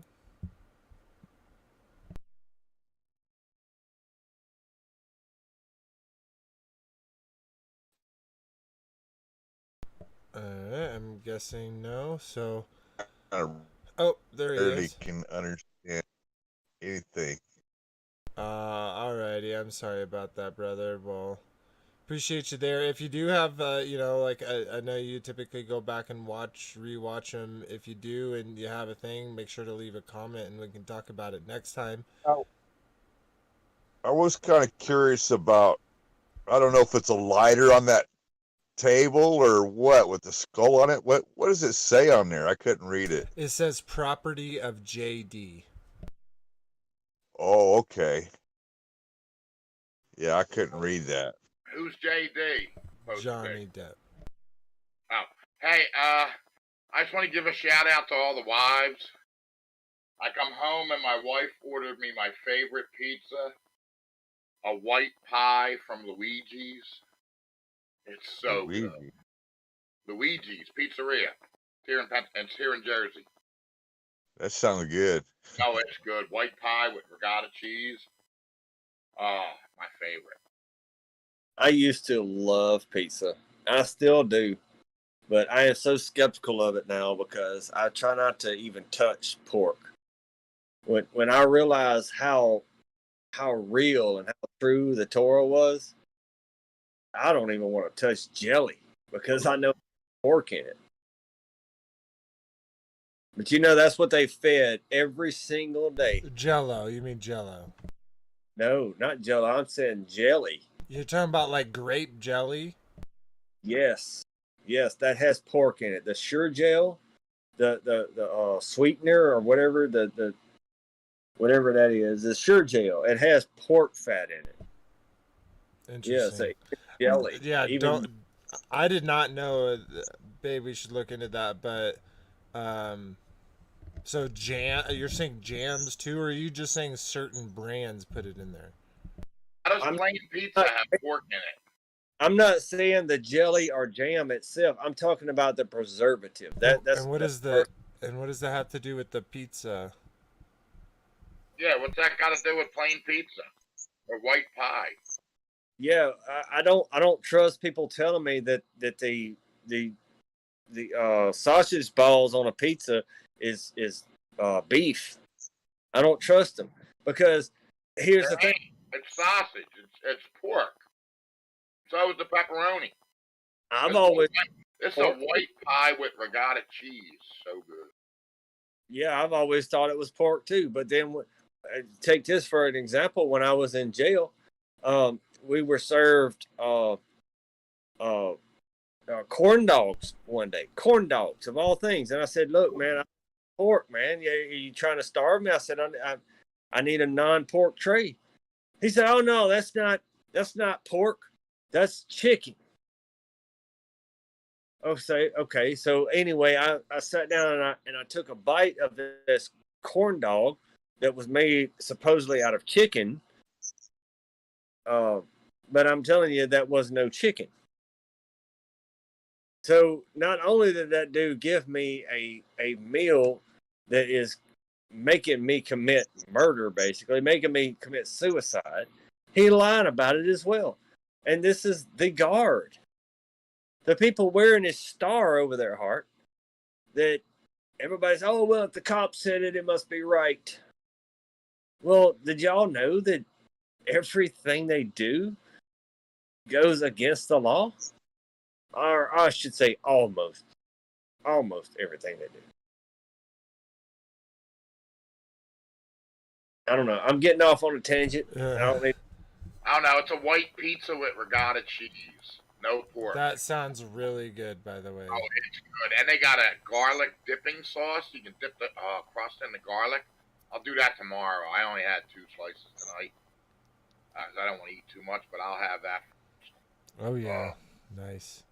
I'll have like 4 pieces, dip it in the garlic sauce. All right, I think we should change the conversation now. Alrighty, well, Favorite food, baby. so yeah, we're kind of here at the end. So I guess we'll do the rest of our housekeeping again. Hey, before you do that, Yeah, absolutely. I had a question. You mentioned food processing plants burning down or something? Yeah, within Yeah. like the last was 6 months, there's been, I think it's either 16 or between 16 and 18 different food processing plants burned down. Now, after one of the after shows, Sean joined us from Kingdom of Context, joined us, and he was talking about like some real big health benefits. This is again not medical advice, about wheat and getting your own grain and milling it and making your own bread and etc. like that, and all the health benefits, and showing this channel, Bread Becker's Sue Becker, and she recently did a 3-hour presentation. Check it out. But anyways, in that, talking about it. But anyways, the company that I was suggested to look at for a product, which had, like a good price, and they have where you can go pick it up instead of paying expensive prices for shipping. But anyways, that company, Azure Standard, their main facility just went up in flames. And don't quote me on this, but I'm pretty sure the story is something along the line. I can't remember it off the top of my head, but I'm pretty sure it was like a frozen corn cob, like a corn cob in a refrigerated area caught fire and burnt the entire building down. What? And there's Yeah, a handful of the that. other ones that have happened as well. So are these like around the United States or These are all in the something? United States. Yeah, they're Okay. creating all this drama. So Well, I would like to say one thing is, I think we should. I think this is the time of sowing. So I think we all should try to sow the fields to try to get, whatever we can to live off of, peas or butter beans or tomatoes or raise a cow, sheep, goats. Hey, Anthony, you still got your chickens? I do, brother, and I'm trying to get more.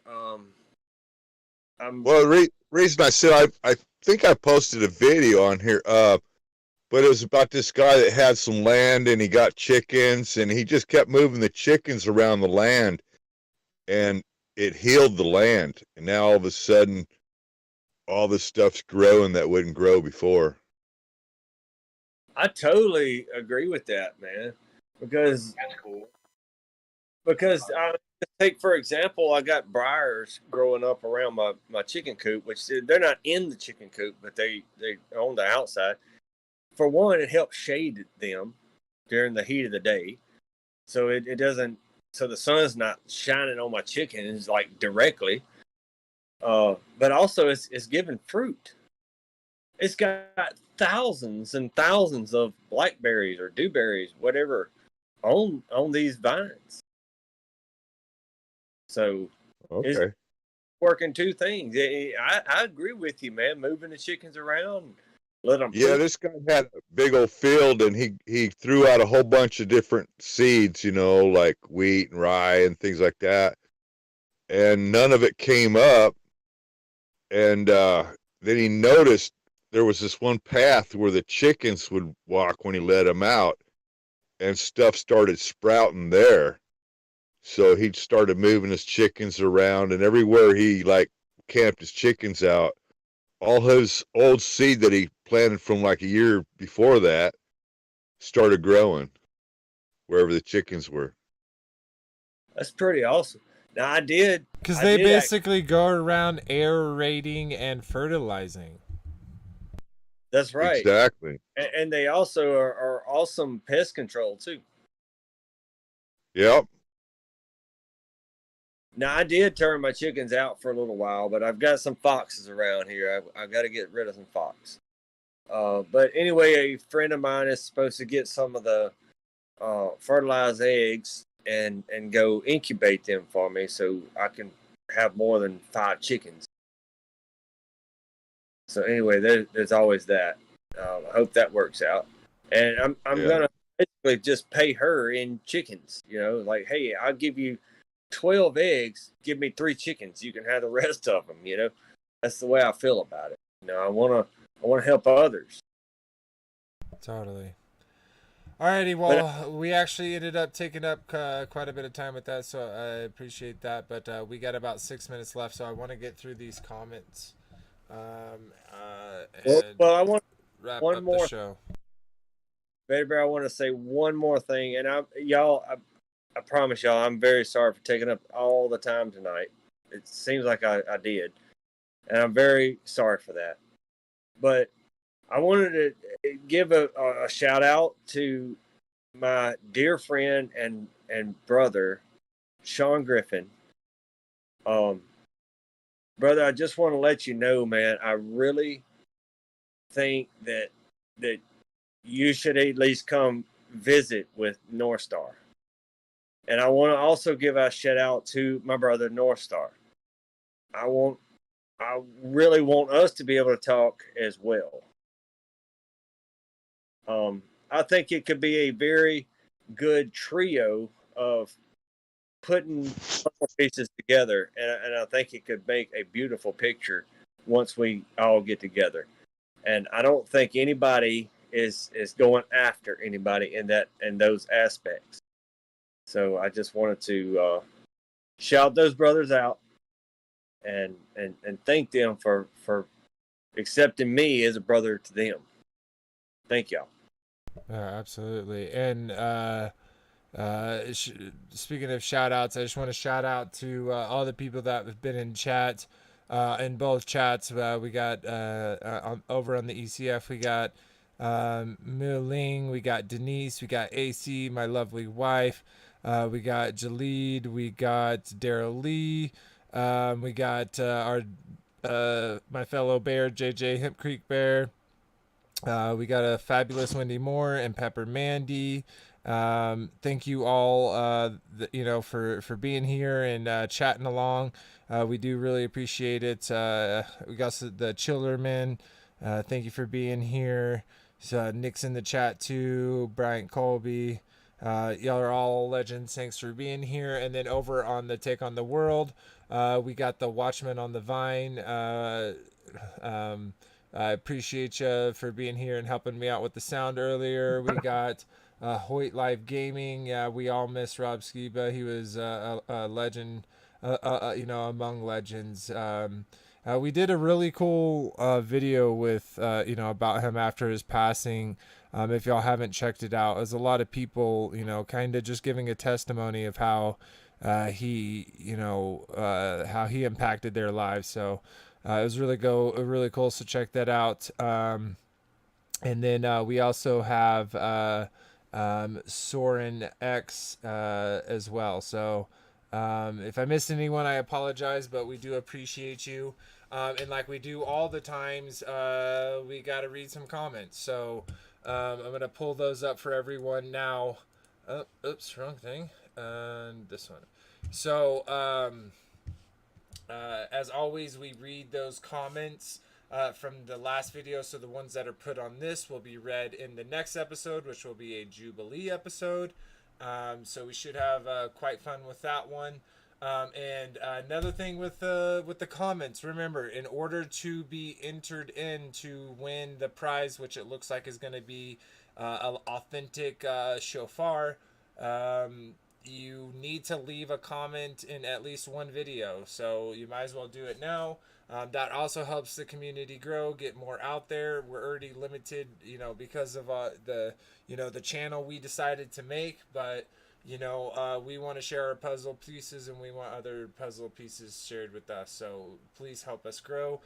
Comments is a great way to do that. We have over on the Enclosed Cosmology Fellowship YouTube page, we got Thankful Heart saying thank you, no thank you.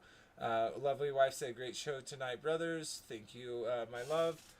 Moonglow said subscribes, love the show. Awesome. Thank you for jumping over here and giving us a subscription. We're 55 away. 55, and then somebody is going to get a shofar that's over $100 shipped to them for free. So why not subscribe? Why not show us some love and help us grow and help us grow? Even if you completely disagree, and if you want to verbalize that, join us on the show. Go into the description of the videos. There's a link to the Discord.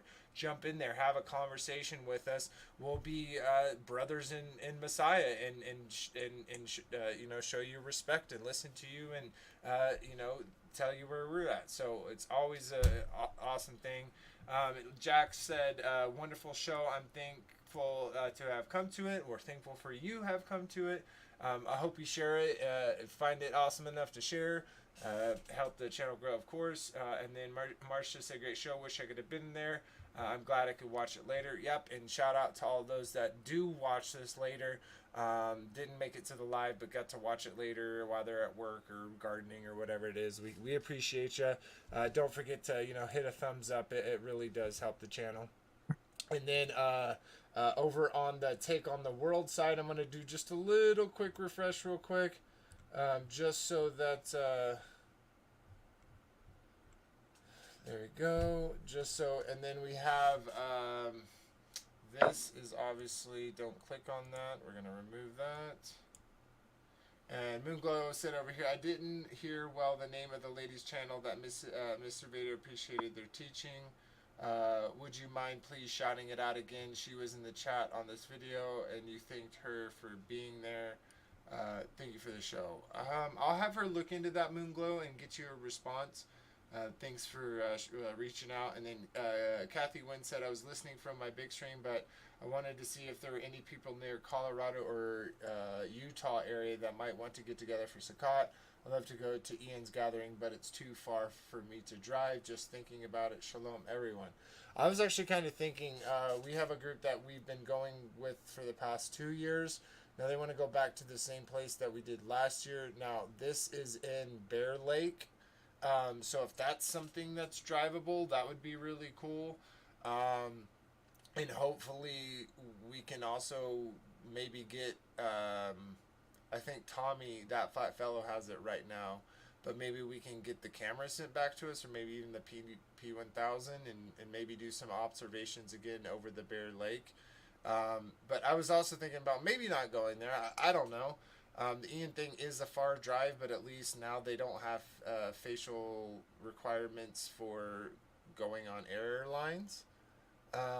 So that is a way that you can now travel decently, time, money, etc. Yeah, right.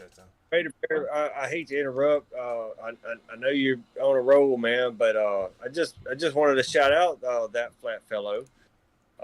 He's supposed to be coming up with some pretty good footage here pretty quick, so I hear. But also, right quick, I want to shout you out, Vader Bear, for keeping up with all these announcements and keeping up with what everybody's doing and stuff, man. So everybody give a thumbs up to Vader Bear. He's like the backbone of this whole family here. He's the one that gets the things done. Yeah, absolutely. And real quick, real quick, we just really appreciate like everything you do on the server and just like all of the content and production you put in, Vader. We love the lyric video and just the stuff you do for our music. So we really appreciate you, man. It's definitely appreciated. Frankie? Yeah, we're gonna make you an honorary member of Born Out of Time. Nice. Yeah. Nice. Maybe I'll sing y'all a song. I want to thank you from the bottom of my heart, Vader Bear. There you go.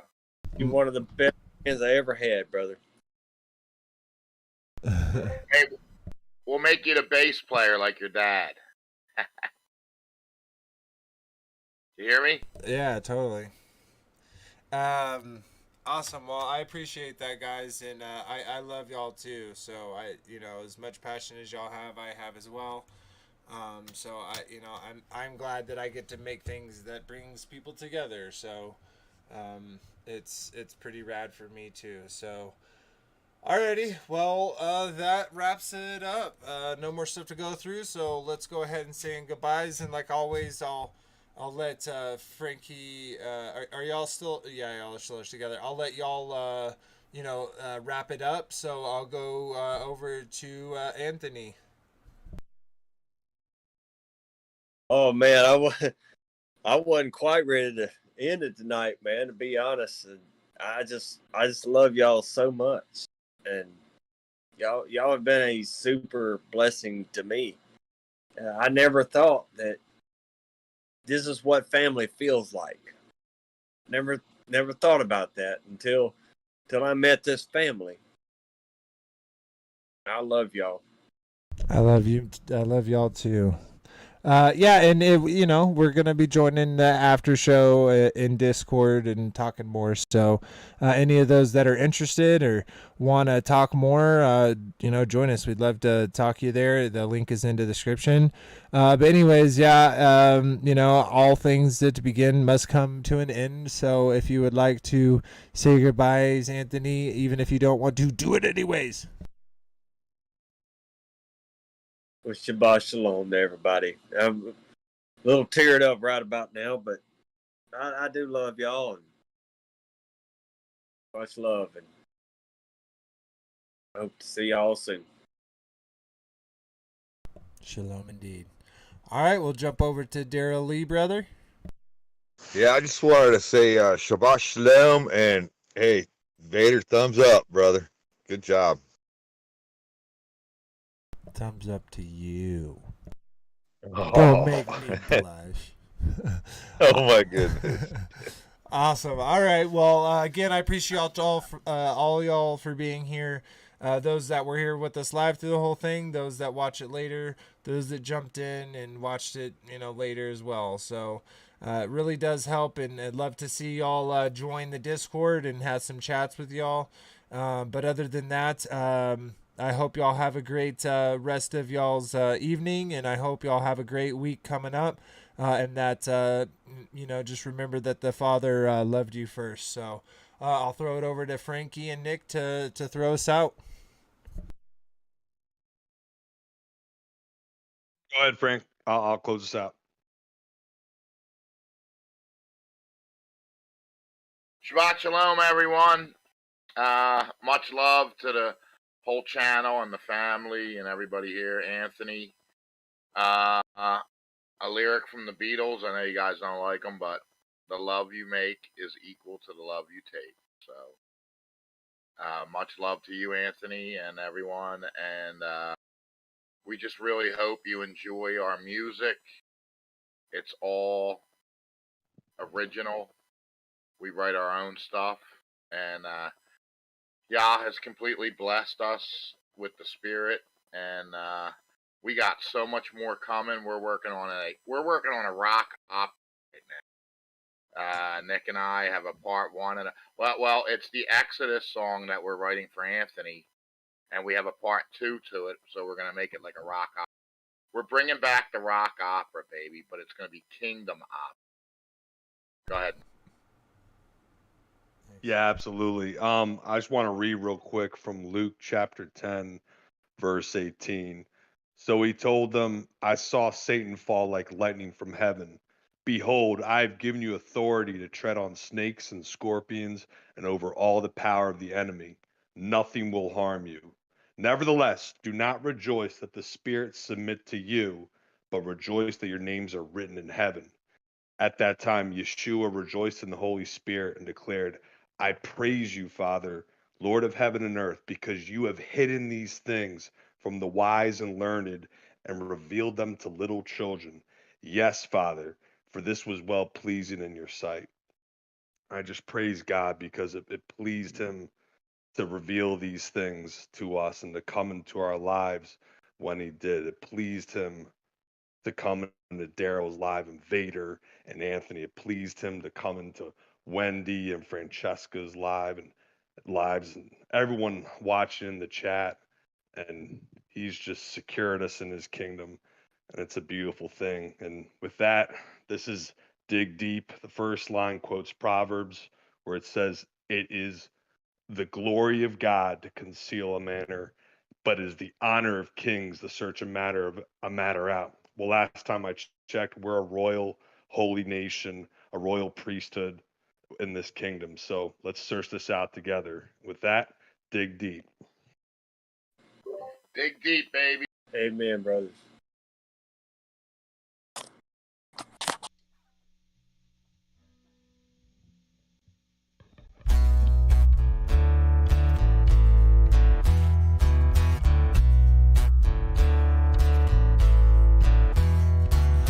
It's your glory, conceal the mystery. You give us the honor to search a matter out. You raise up a standard